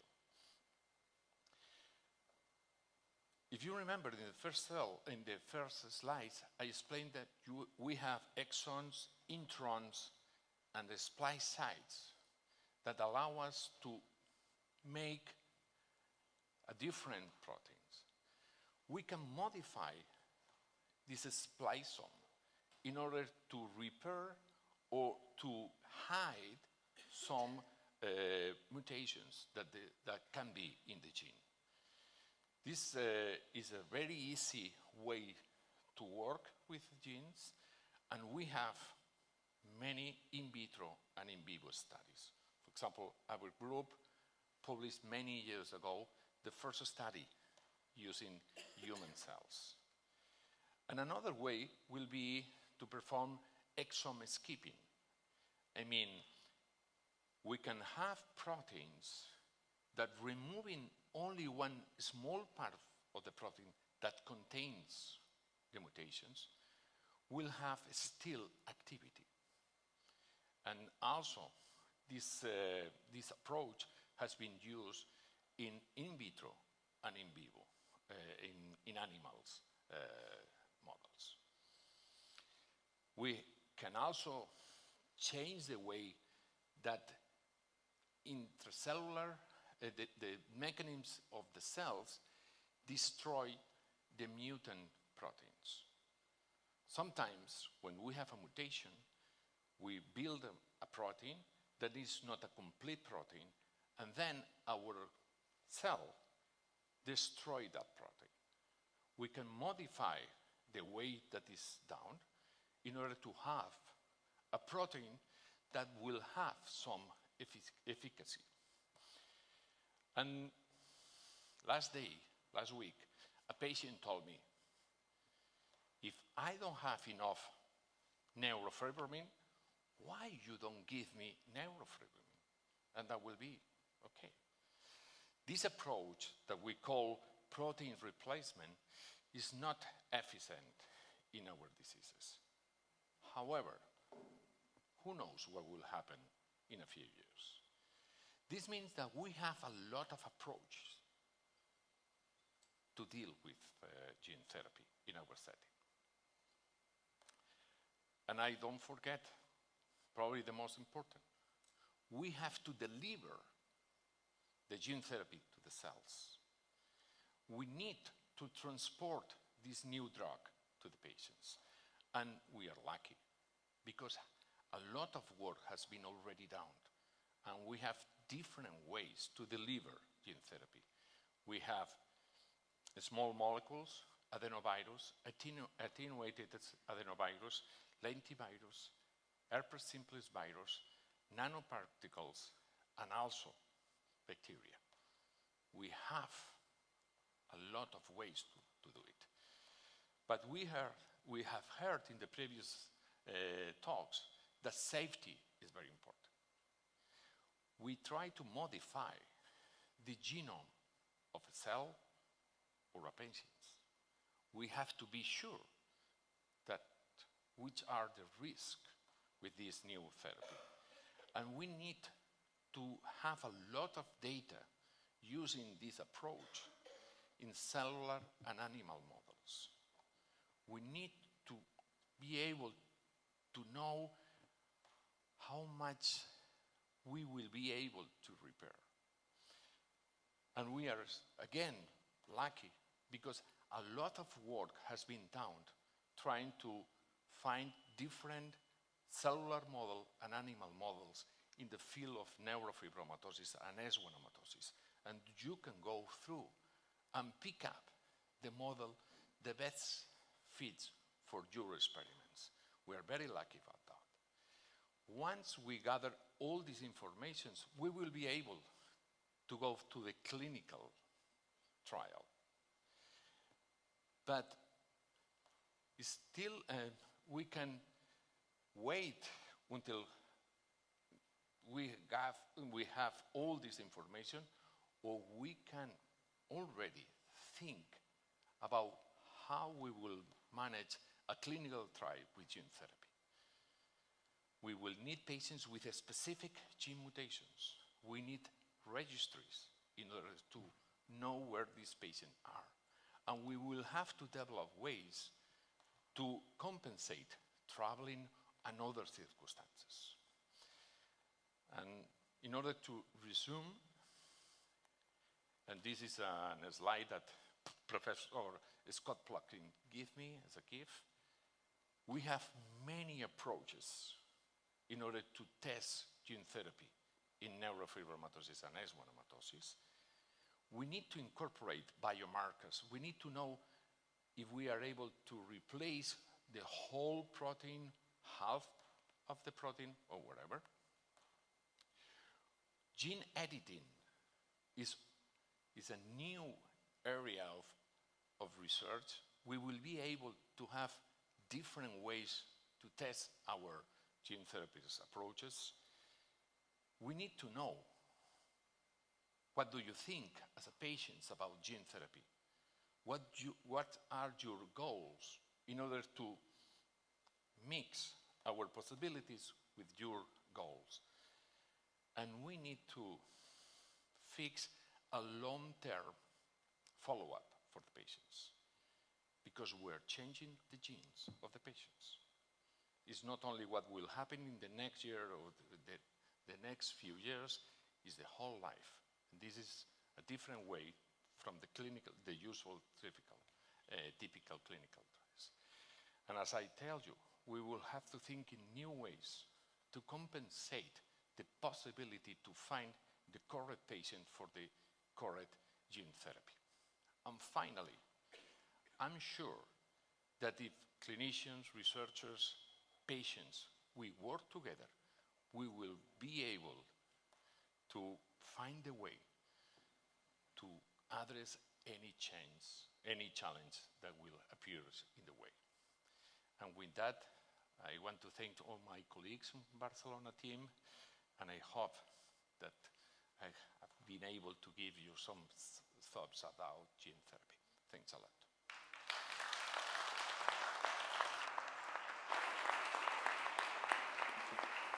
Thank you very much, Dr. Blanco, for this perfect introduction into gene therapy, and even I learned a lot from you. Thank you very much.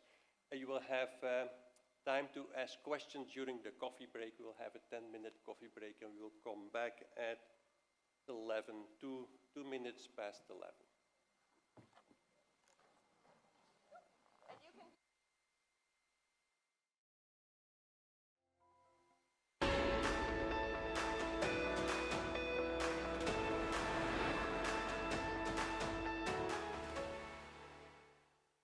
hopefully everybody found some coffee.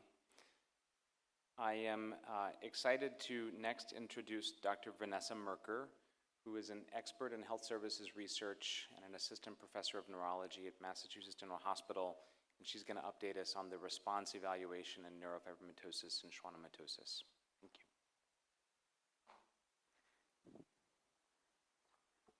Thank you, everybody. It's so nice to be here today. I'm so excited to share with you about what we call the REINS collaboration for short, and how we're working in the REINS collaboration to partner with people with NF1 and schwannomatosis to better design our clinical trials.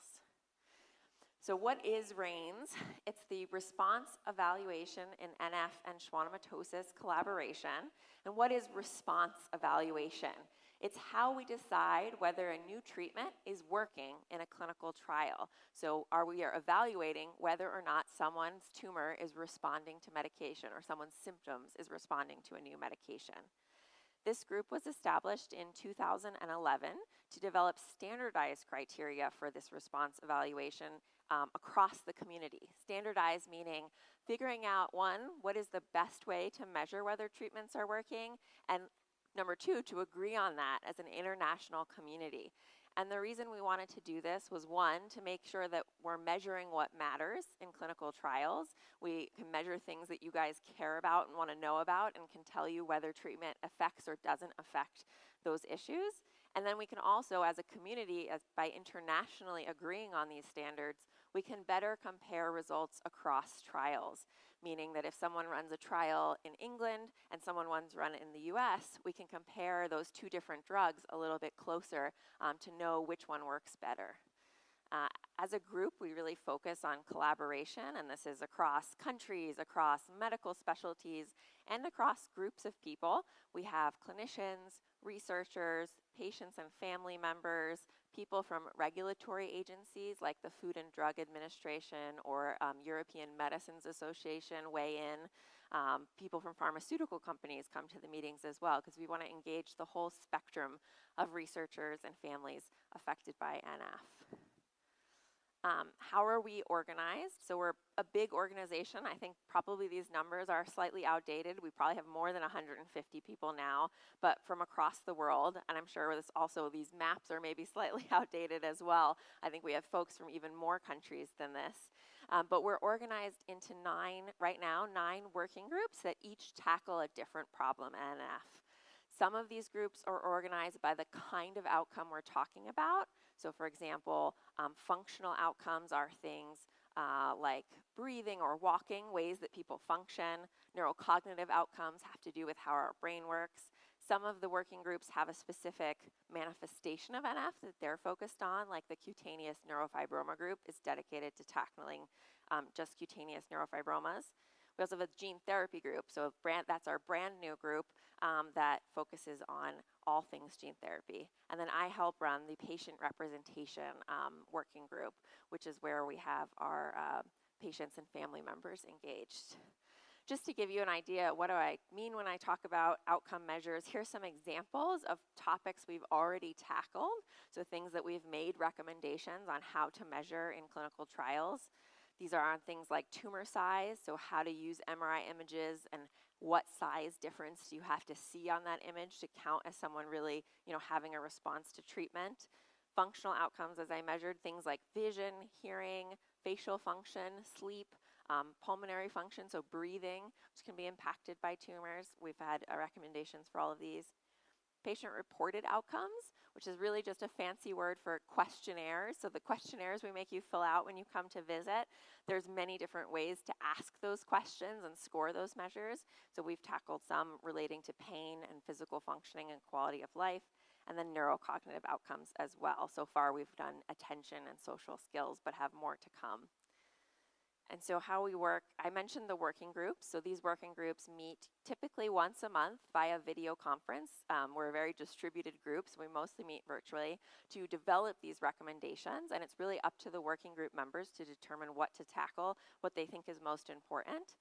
And then our group as a whole meets twice a year, one meeting at the REINS, or here at the CTF NF conference. So we just had one of these biannual meetings yesterday, which some of you might have attended. We also held one in the winter to review the recommendations and tackle special topics. And then every 3 to 4 years, we make sure to publish these findings so that they can be shared open access freely with the rest of the community so anyone around the world can use them. And I wanted to focus specifically in this talk about what are we doing to engage patients and their family members in research in REINS. And when I say patient engagement in research, I know that term can be a little confusing. You might think just participating in research, being a subject in research. But what we're talking about is engaging people as collaborative members on the research team. So having an active and meaningful and collaborative group that is really allowing patients and their family members to guide this decision making, not just once the trial is running and you're participating, but while we're designing the trial ahead of when anyone's enrolled, so we can incorporate your perspectives. And what is the argument for this? I mean, there's many reasons why we do this. I think there's ethically, and I have this slide actually borrowed from a European patient representative, Martin DeWitt, who was so fascinated participating in research that he ultimately got his PhD in this topic. But we don't need people to be that excited about this to be part of our group. We're happy to have people of all education and experience levels. But he was so fascinated by this topic, he actually did do his PhD and went back to school to talk about how engaging in research was so meaningful to him. One, because it gives patients and their family members a say in the research that's going to be conducted about their community, and ethically, like, that is an important thing for us to do. Content-wise, we know that engaging patients makes the research better. So being able to tap into your knowledge and lived experience as we design studies makes the outcomes we're choosing more relevant and more meaningful. And we hope it also increases some of the legitimacy of the research so that when we put this back out and are recruiting patients for studies, you know, we can point to the people who have helped shape this and will make the results more accepted. So how do we do patient engagement in REINS? We actually do it at all levels of our organization. So as I mentioned, I run the patient representation working group, which is we meet once a month just with the patients and family members, getting viewpoints from folks on a diverse array of studies. Patient representatives are also welcome to serve on any of the other working groups. So if you're interested in a specific topic, you're more than welcome to join those groups and participate in those meetings. And then we also have, I think, 3 or 4 patient representatives who serve on our leadership council, so our board, basically, of operations who oversee all of REINS. And I want to give credit to the members of the patient representative working group. I'm the researcher chair, but we have 2 patient representative co-chairs, Andres Lessing from the US and Klaus Ruhl, who's here from Austria. And we kind of organize our own subcommittees. I think of our work in 2 buckets: the scientific work, so giving input on what the other REINS working groups are working on, giving input on clinical trials, and I'll give you some examples of clinical trials that we have helped develop. And then also disseminating scientific findings. So one of our patient representatives, Miranda McManus, leads this committee and has worked on how can we better share these findings both with the scientific community and patients. And then I also think about our operational side. So we are a self-governing and running group. It is up to everyone in the patient rep group to decide how we work. And so Andres helps run our recruitment, and we are always open. I'll say this again at the end. We're always open to new members, so if after this talk you have any interest in joining, you are more than welcome to come see me or some of our REINS reps who are in the audience. I see Stephen Sheard in the back there, who's also a REINS member. We are always looking for new people. Klaus Ruhl helps with our education, so if people feel like they want a little extra knowledge about clinical trials and how they work, or about a topic that's coming up, we provide that, but no education is mandatory. It's all if you're just interested. And then I help with some of our evaluation work, so being able to show what was the impact of our decisions. And so each of our patient representatives, if you are interested in joining, this is kind of what the workload looks like. They attend monthly patient representative meetings. These are held virtually. We have live captioning for all of them. And this is really to give feedback on clinical trial endpoints and study design and help us decide how to run the program. You can also attend our biannual REINS conferences. So these are afternoon-long or day-long meetings that we have twice a year, which are in person or virtual.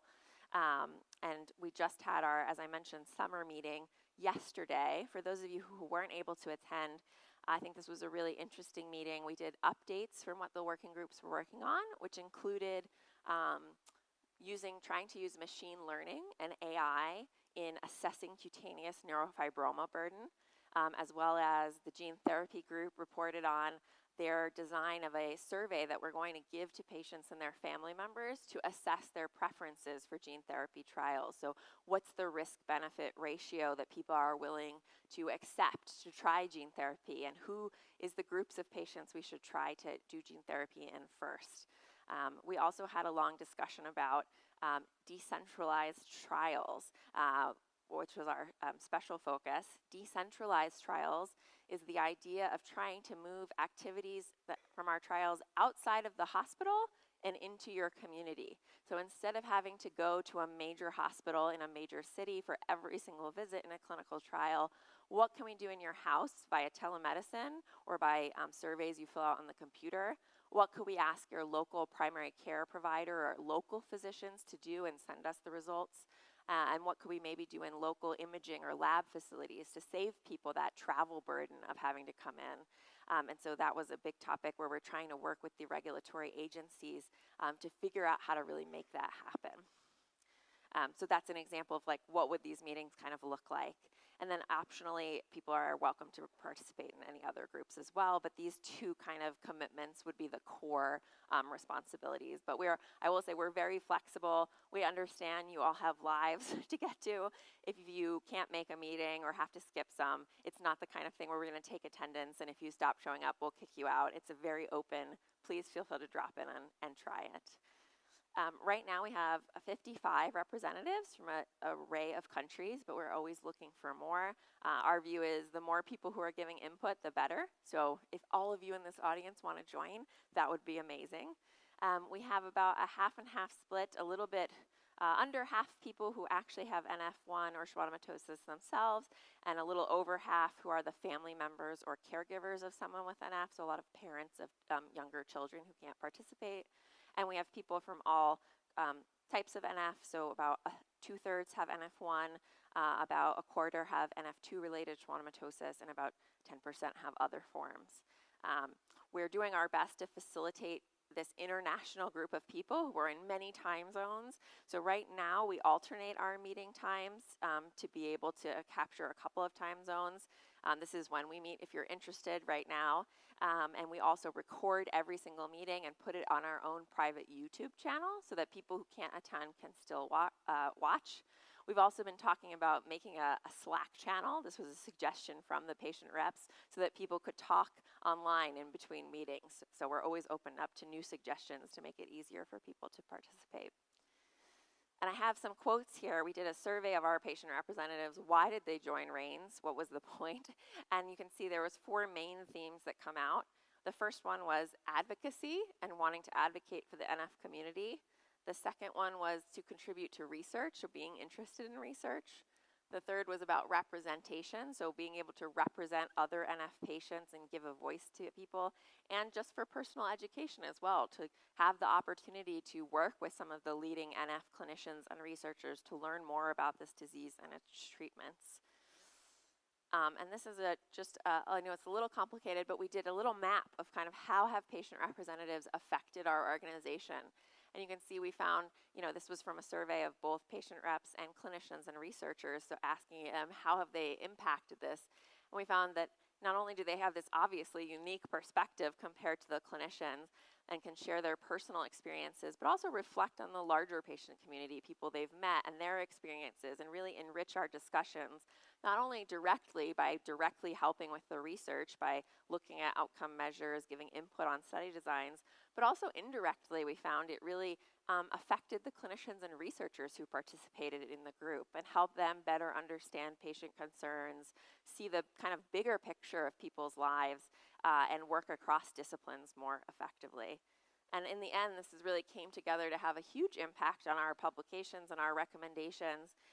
making them more relevant to patients' concerns. We think more feasible to implement, so something we'll actually be able to use in real life more effectively.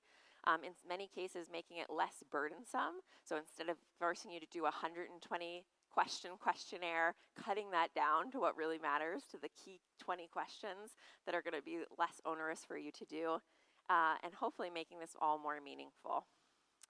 So to give you an example of kind of what it looks like when we give feedback on research studies, we've so far given feedback on 25 separate research projects going on in the NF community. And this covers NF1, NF2, and schwannomatosis. Many projects now are actually spanning all three disorders. And we give feedback on a wide range of studies. Sometimes these are actual clinical trials, so treatment trials that people are planning to do and ask for our input at the beginning. And this has been on everything from malignant peripheral nerve sheath tumors, vision preservation, hearing loss prevention, and pain. We also give input on a variety of other types of studies. So sometimes we get presented natural history studies. So those are studies where there's no treatment, but we're going to follow people as they naturally develop to understand what's the baseline, what happens when you're not getting treated with drug, and that data is super helpful for then when we do have treatment trials to compare to. So we've had natural history studies proposed on cutaneous neurofibromas, bone health, and women's health in NF1 that we've been able to give our feedback to. We also do some work on outcome validation studies, so outcomes being what are those outcomes we're measuring in the trials.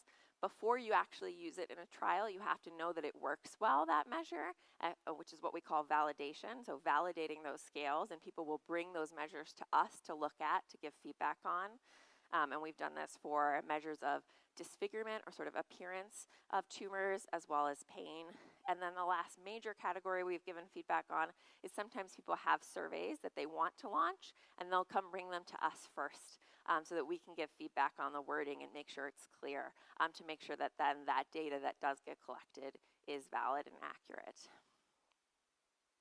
And I wanted to mention the disseminating REINS research. This has been a huge focus of our group in terms of wanting to share what we've worked on with the community. This was entirely led by Miranda McManus and the dissemination committee of our group, so largely patient representatives who made us reorganize the publication information on our REINS website. It's now more accessible. We've also written 2 to 3 sentence lay summaries, so quick little 2 to 3 sentence descriptions that anyone could read to learn about what we've presented. We've also made a sort of toolbox of recommendations. We know not everyone wants to read 10 academic papers, so we have extracted the kind of most important features and put them on our website. And up next, I'm really excited, we're working on how can we make detailed lay abstracts or even visual kind of infographics to help get the message out about this. And we're looking into ways that we might even be able to use ChatGPT or other AI to help automate that and take this large scale so that all NF research is more accessible. So I want to encourage everyone, if you're interested in this topic, not only to talk to myself or Stephen or any of the other REINS patient reps who are here about joining, but you can also check out our website. If you search REINS and the National Cancer Institute, you should be able to get there. And here's an example of kind of what these new lay summaries mean when we started disseminating. So these are all the different papers that we've read, and you can see tags about whether it applies to NF1, NF2, or schwannomatosis, and a quick little summary about what the paper is like, or what the paper recommended. So with that, I hope I've at least piqued your interest to perhaps joining REINS. We are always welcoming new people, and as I said, no backgrounds, every background is welcome. You don't need to have research experience or education in this field to join. Please feel free to email me to join or talk to us here. As onboarding, we have a brief online application, which is really just for us to know who is interested. We accept everyone. It's not going to be competitive. We're not going to screen you out. And we can match you to current patient representatives who can kind of serve as your mentor or guide to joining the organization. We also have a video here, which maybe I'll get out of the way to show. And I can share the link with anyone who emails me that is actually from our patient reps talking about the program if you want to hear a little bit more from them about the group. And with that, I actually will finish for questions. And I would love to tell you more about joining this group. And I hope some of you will join us in the months to come. Thank you so much.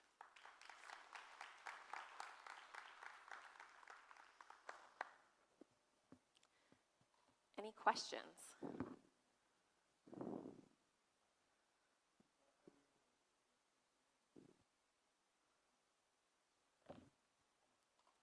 Thank you, and I'll stay here till the end of the session, so if anyone is interested, I'll be here in the back. Thank you very much, Dr. Merker, for showing all this important work done by the REINS consortium and the possibility of individual patients to join the effort. Thank you very much. Now it's a great pleasure for me to introduce the next speaker, which is Dr. Scott Plotkin. He is professor of neurology at Harvard Medical School in Boston, USA. He is also head of the Papa's Neuro-Oncology Center in Boston. He was one of the very active members of the steering committee that revised diagnostic criteria and also came up with a new nomenclature of neurofibromatosis and schwannomatosis. Thank you.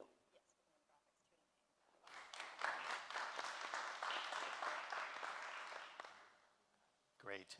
So good, it's active. So nice to see everybody here. Thank you for attending. It's a real pleasure to be able to present some of this thinking behind the change of the name for NF2 as well as the diagnostic criteria. And what a treat to be here with Dr. Legius, who was one of the architects of this with us, so that's a real pleasure. So nomenclature, that was a bad choice. I shouldn't have put it in. So we're really talking about naming here. And I'm very curious to get your feedback. I was told in preparing for the talk that many people disagree with the renaming. So what I hope to do is to bring you forward with how we thought about it. And then you can still not like the naming. I would love to hear your feedback. And we're always flexible about many of these ideas. So the first question we addressed many years ago was, why should we update the diagnostic criteria in the naming? And we believe and have felt that there are many reasons to consider doing so. The first is that it's hard to believe, but these diagnostic criteria were done in 1987. That's more than 25 years ago. We've never updated them since that time. And just to put this in perspective, how long is 2.5 decades in biomedical research? That's before we knew any of the genes involved, NF1 gene, NF2 gene, other schwannomatosis genes.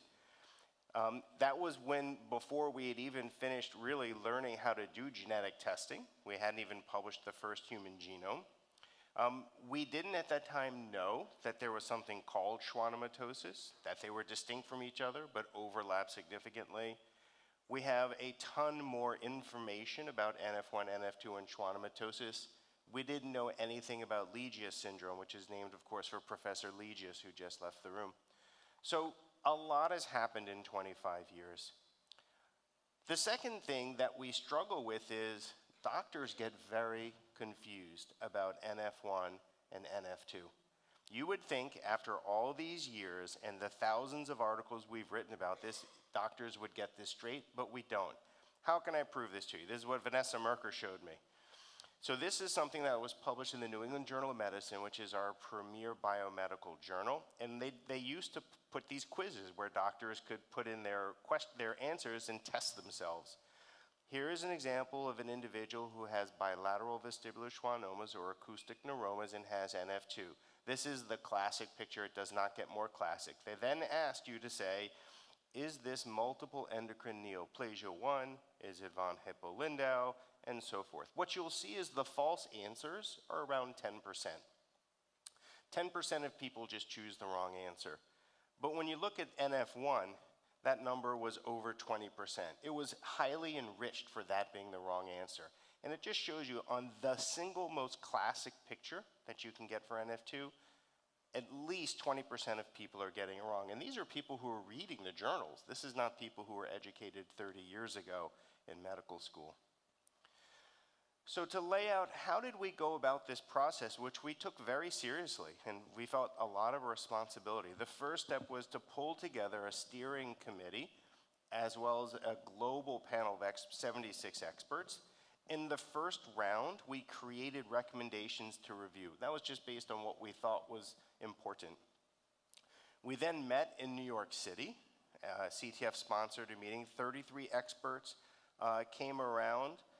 We then presented all these discussions to additional experts, and that culminated in what I call round 2.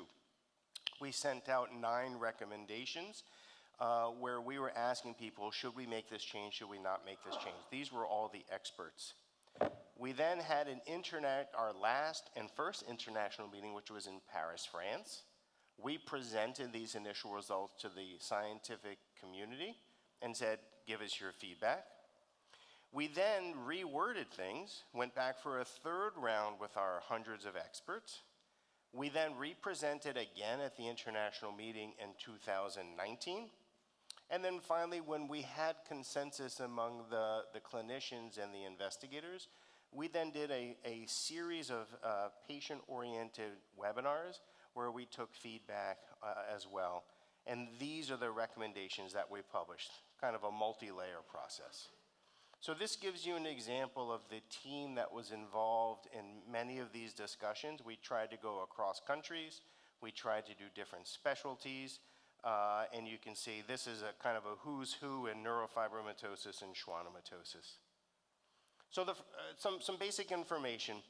The biggest change to the diagnostic criteria, how we diagnose these conditions, was the use of genetics. Hard to believe that formally genetics was not incorporated in the diagnostic criteria until 2021. So in American English, we use the word mutation, or we have historically used the word mutation. If there's an NF1 mutation that somebody is born with, we no longer use that term, no longer acceptable. We use the term variant, because a variant is a very non-specific term. And we talk about disease-causing variants and non-disease-causing variants. So that just, hopefully won't hear me use the term mutation in this talk. One thing we also know is that genetic testing is highly variable across the world. So in the United States, I live in Boston, very hard to get genetic testing covered by insurance. In the United Kingdom, it's a piece of cake. It's part of what the normal workup is. So that's a big challenge in terms of coming together with global recommendations. Having said that, more than 95% of people recommended that genetic testing should be at least some part of the criteria, and that's why we incorporated that. So when we think about NF1 and NF2 related schwannomatosis, it's important to know that in terms of genetic testing, number one, it's not required for diagnosis. So the NIH criteria from 1987 are wonderful and perform very well clinically, so you don't need to have genetic testing done for a diagnosis. And important, genetic testing alone is not sufficient. So if you have a genetic test that reveals an NF1 genetic alteration that is disease-causing, we actually are not 100% sure that we know that you can't get a diagnosis for that. And the reason is the following, and I won't talk much about it, but for individuals who get cancer, they often will get what we call a multi-gene panel done. That is, they may get hundreds of genes tested for if they have cancer, and occasionally you'll find that an individual will have an NF1 gene change, and that person has no signs or symptoms of NF1. So just to emphasize that a genetic test alone is not sufficient to establish a diagnosis. So what did we update for NF1? Well, one thing that we show here is you can see an individual who has skin fold freckling. Usually it's in the axilla or underarms. It's in the groin folds, often beneath the breast in women.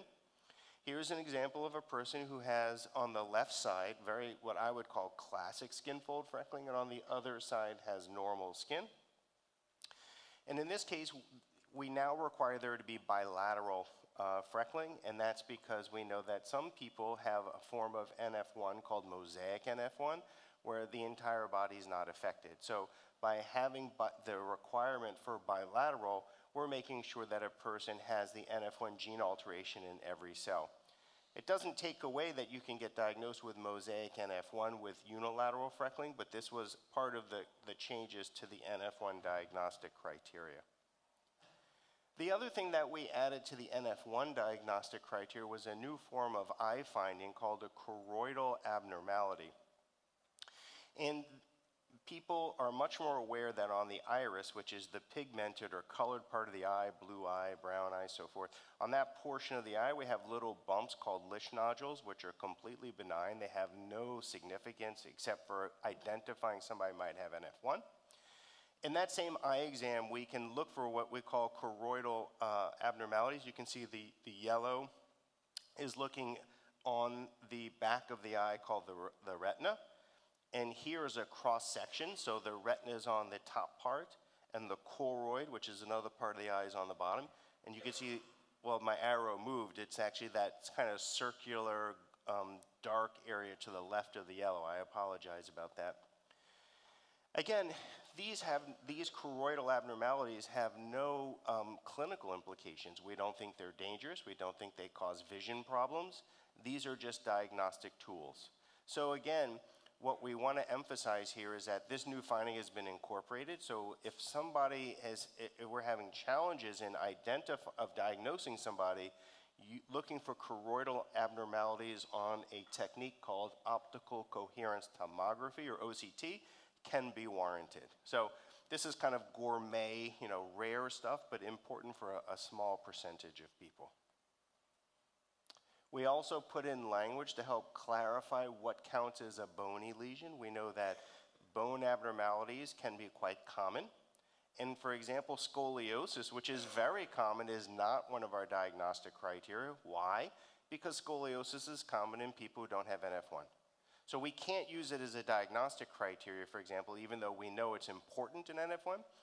These other conditions here, which is bowing of the tibia, so a curvature of the leg bone below the knee, or even a fracture of that bone, those both count as diagnostic criteria because they're so rare in people who don't have NF1 that it raises our suspicion. On the far left, you see sphenoid wing dysplasia. The sphenoid bone is a bone in the base of the skull, and that remains in the criteria. We didn't change that. This is just clarifying that these are now the osseous or bony lesions that qualify. So CTF has put out a wonderful infographic, or whatever the right term is for this. I got it right, Sarah said, which summarizes this information. And I suggest if you're interested, you look at it. It's really very handy and can clarify. Now, one thing you notice is in NF1, we didn't do a ton of changes. We did a little bit of tweaking here and there. The big thing for us was to get genetic testing covered as part of it. So really, I think more of the conversation happens around NF2 and schwannomatosis. And so the question is, what was the problem with the original NIH criteria from 1987? Well, Gareth Evans and the team in the United Kingdom have published some very important data showing that 9% of people that we thought had schwannomatosis actually had NF2. And if you looked at people that had NF2, 1% to 2% of those actually had schwannomatosis. So there was this overlap where we were making mistakes based on our best information. This is in 2020. This isn't like, in 2000. This is with all the information we had. We also know that individuals who have bilateral vestibular schwannomas over the age of 50 can have 2 random occurrences, that is 2 unrelated tumors, and not have NF2. We knew there were other problems. We used this term that people can get gliomas, and we knew for a fact that glioma cancers were not part of NF2. That could be confusing. And then finally, and probably the most important from my perspective, is neurofibromatosis type 2. We now know that neurofibromas don't happen. Those are schwannomas. And that's because under the microscope, they look very similar, and people have made mistakes for many years. So those are all strong limitations. And as I mentioned, for schwannomatosis, the old criteria, number one, didn't acknowledge this overlap that I mentioned in the previous slide, but also we have been finding new genetic data for schwannomatosis that was just not in the criteria. So for both those reasons, it was an opportunity to step back and think about NF2 and schwannomatosis in the same bucket. So what are the advantages? So we said, let's think, let's put them together under a name. They share so many features. Why should we do it? So first of all, by bringing NF2 and schwannomatosis under the same term, it would be what we thought of as a medically correct grouping. And that would recognize this overlap in the symptoms of people who have NF2 and schwannomatosis. It also allowed us to emphasize the only difference being the genes that cause these different forms. So it allowed us to emphasize the genetic basis. And probably even more important than putting them in the correct buckets was reducing the incorrect buckets. So the problem is, because neurofibromas don't happen in NF2, people were being called that they had neurofibromatosis. This was the doctor's lazy way of just not really having to tell the difference. So I would say 75% of the consultations that come to Mass General Hospital, somebody has a diagnosis of neurofibromatosis without either one or two. And unfortunately, if you have neurofibromatosis type 2, most doctors would just default to neurofibromatosis type 1, which is more common. We hope that bringing together NF2 and schwannomatosis that we could have better clinical care guidelines. And we also said that people already think about NF and schwannomatosis, and so we can move people into these categories easily.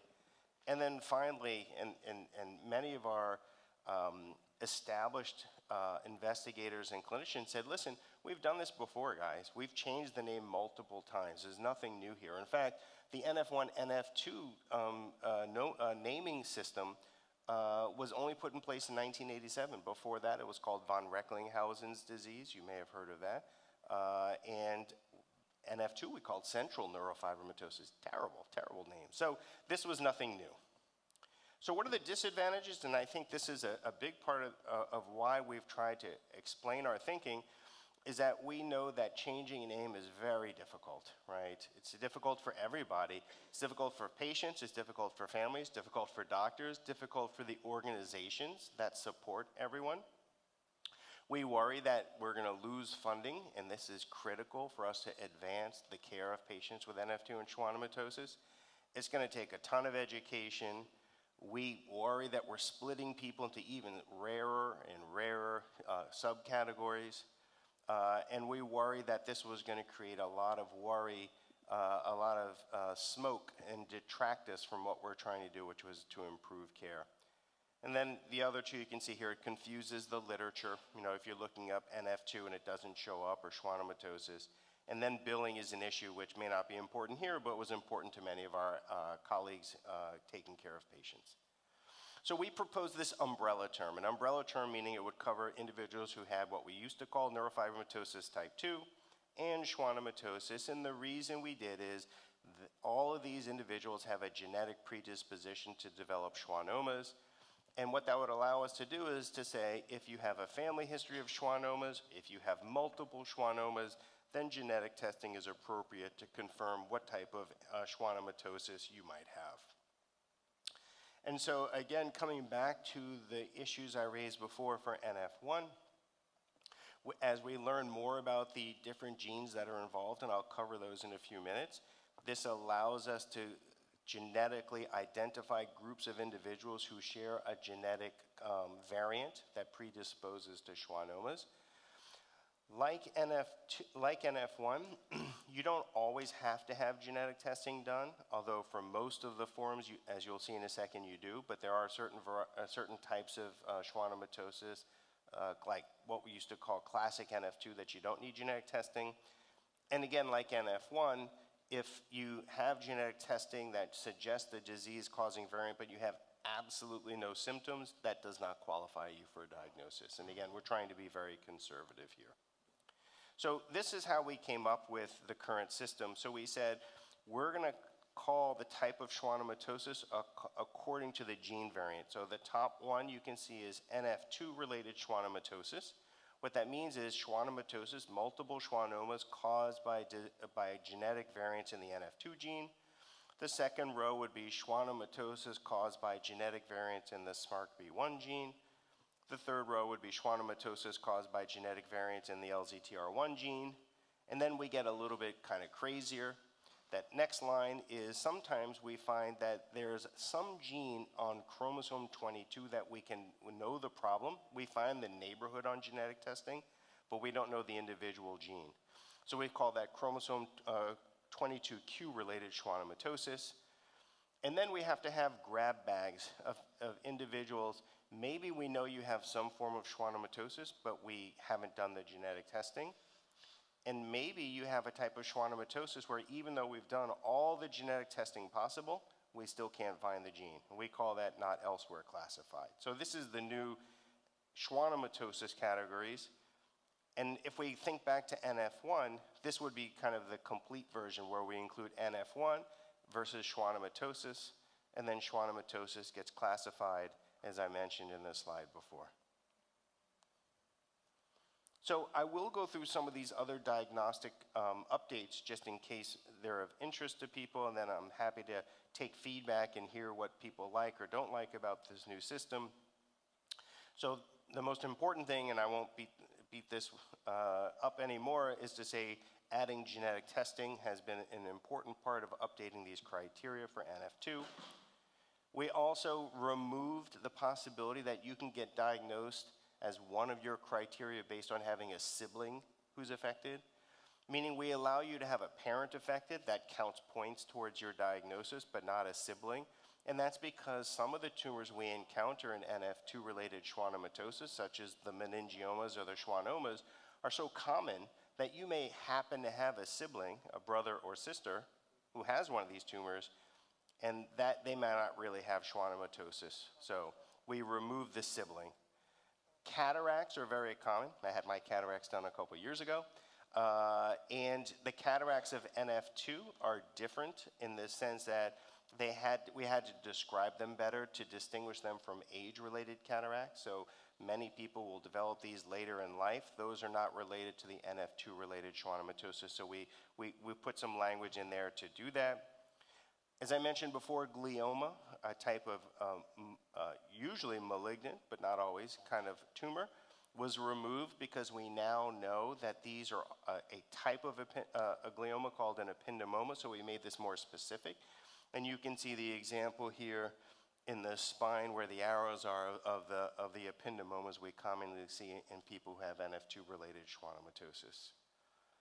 And then we again had a very big effort in the eye to try to see whether, actually I should say the neurofibroma first. We've removed neurofibroma, as you would expect, from the criteria, so we no longer mention neurofibroma for the schwannomatosis criterion. And a retinal hamartoma is the back of the eye again. In the retina, hamartomas are benign, non-cancerous manifestations. Here's an example with the arrow looking at the back of the eye when the doctor looks in the back of the eye, and that can be related also to NF2. So this is helping the eye doctors aid us in diagnosing people with NF2-related schwannomatosis. Transitioning now to the other types of schwannomatosis. As you know, I mentioned before, SMARCB1-related schwannomatosis, LZTR1-related schwannomatosis, chromosome 22q-related schwannomatosis. When you look at all those, what you have to have is you have to have a surgery that shows that the tumors are schwannoma, because you have to know that the person has a predisposition to a schwannoma. You have to have more than one, because we know that sometimes people can just have one single schwannoma with no genetic basis. And you have to have a disease-causing variant in the gene. So you have to have a clinical feature that is a schwannoma, and you have to have the genetic variant. So that's now how we make the diagnosis of non-NF2-related schwannomatosis. I had mentioned before this question about these weird categories of not otherwise specified or not elsewhere classified. This is what we do when we don't have genetic testing, or if genetic testing is not revealing. So we recommend genetic testing, but it's not always possible. Insurance coverage in the United States or other reasons, and that's why we have these two groups. It doesn't mean you don't have schwannomatosis, it just means we haven't been able to classify it. We can't give it a genetic name. And with that, I just want to acknowledge the Children's Tumor Foundation. I don't know if Patrice is in here, Patrice Panza, who's helped us along the way, as well as all the other investigators and clinicians and family members. And I don't know, do we have time for questions, Justin? No, okay. well, what? Find me afterwards if you don't like this and let me know why, because I think our whole community is trying to make this better for patients and for clinicians, and so it would be very valuable to me to hear what we think the problems are and how we can make that better. So I'll be around the rest of the week.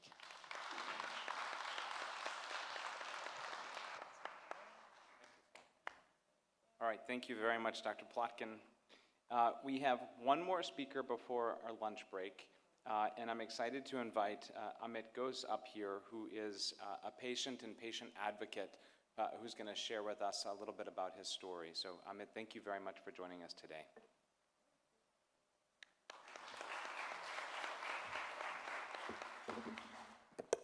Thank you very much for having me.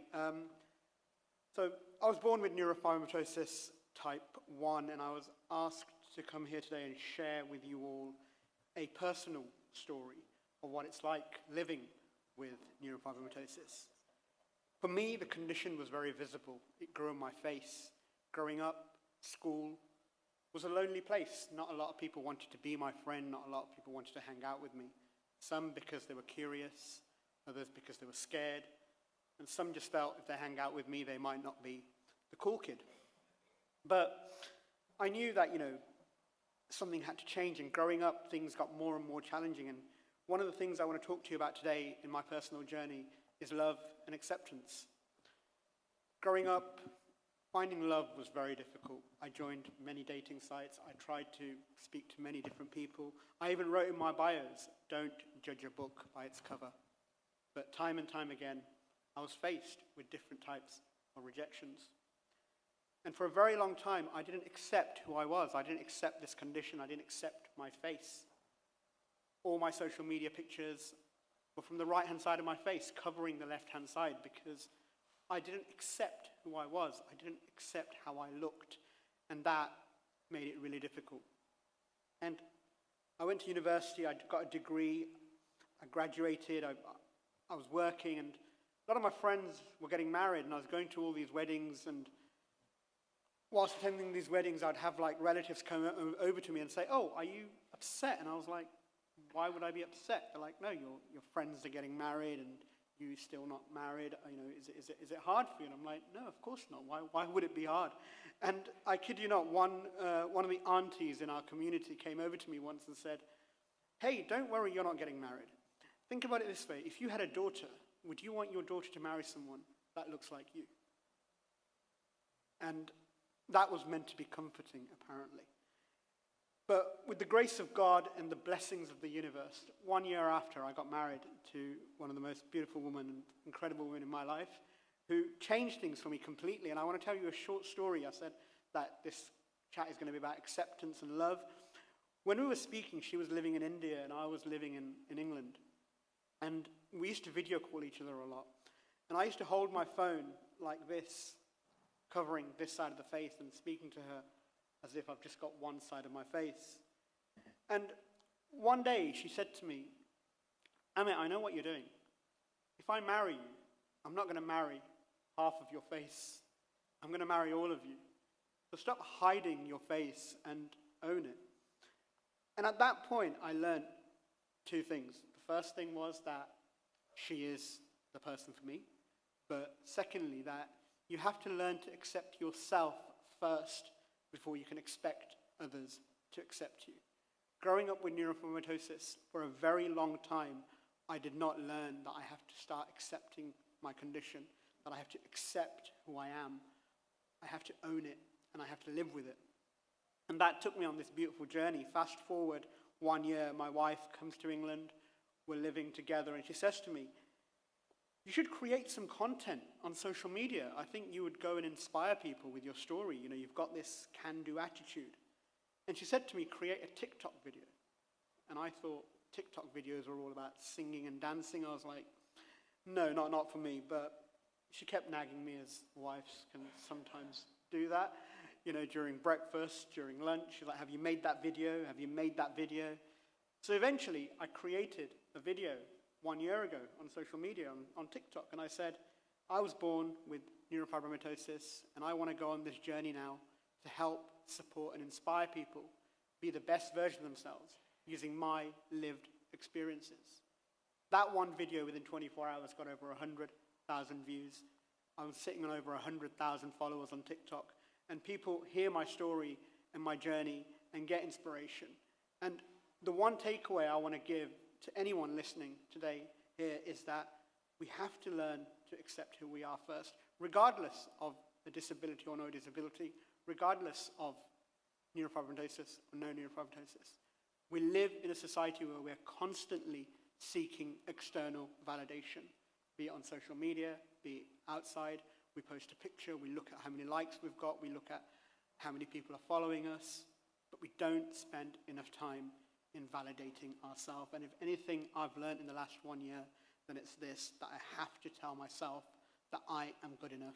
I have to believe in myself. I have to tell myself that I've got this.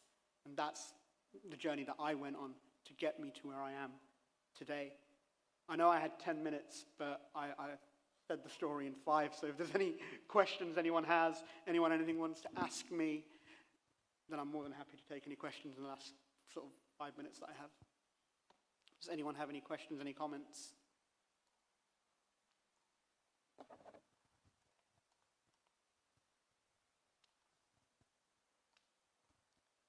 So I think a lot of people in this room have their own story to tell, but it takes a lot of courage to go from thinking that in your chair versus standing on stage and saying that at a podium.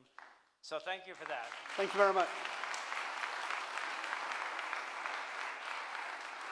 So is there a bit of advice you could offer those of us in the room who are wondering what do we need to do to take action to move from the chair to be able to get comfortable on stage, or even just sharing our story more widely? I think it's belief. For me, it was belief. When I started believing that my story can create an impact, that's when it happened. And when you start sharing your story and you hear other people's story of how your story's inspired them, that just makes it even stronger, that belief that I can keep going. For me, I now am even stronger than I was before I started creating content, before I started sharing my story, because by sharing my story, I've realized there's so many people out there who are walking the same walk that I'm walking. And by, when I was in school, if I had somebody come to my school and tell me their story, it would have made me a lot more confident. So that's what inspires me to keep going and sharing my story. Thank you. Thank you. No, thank you very much.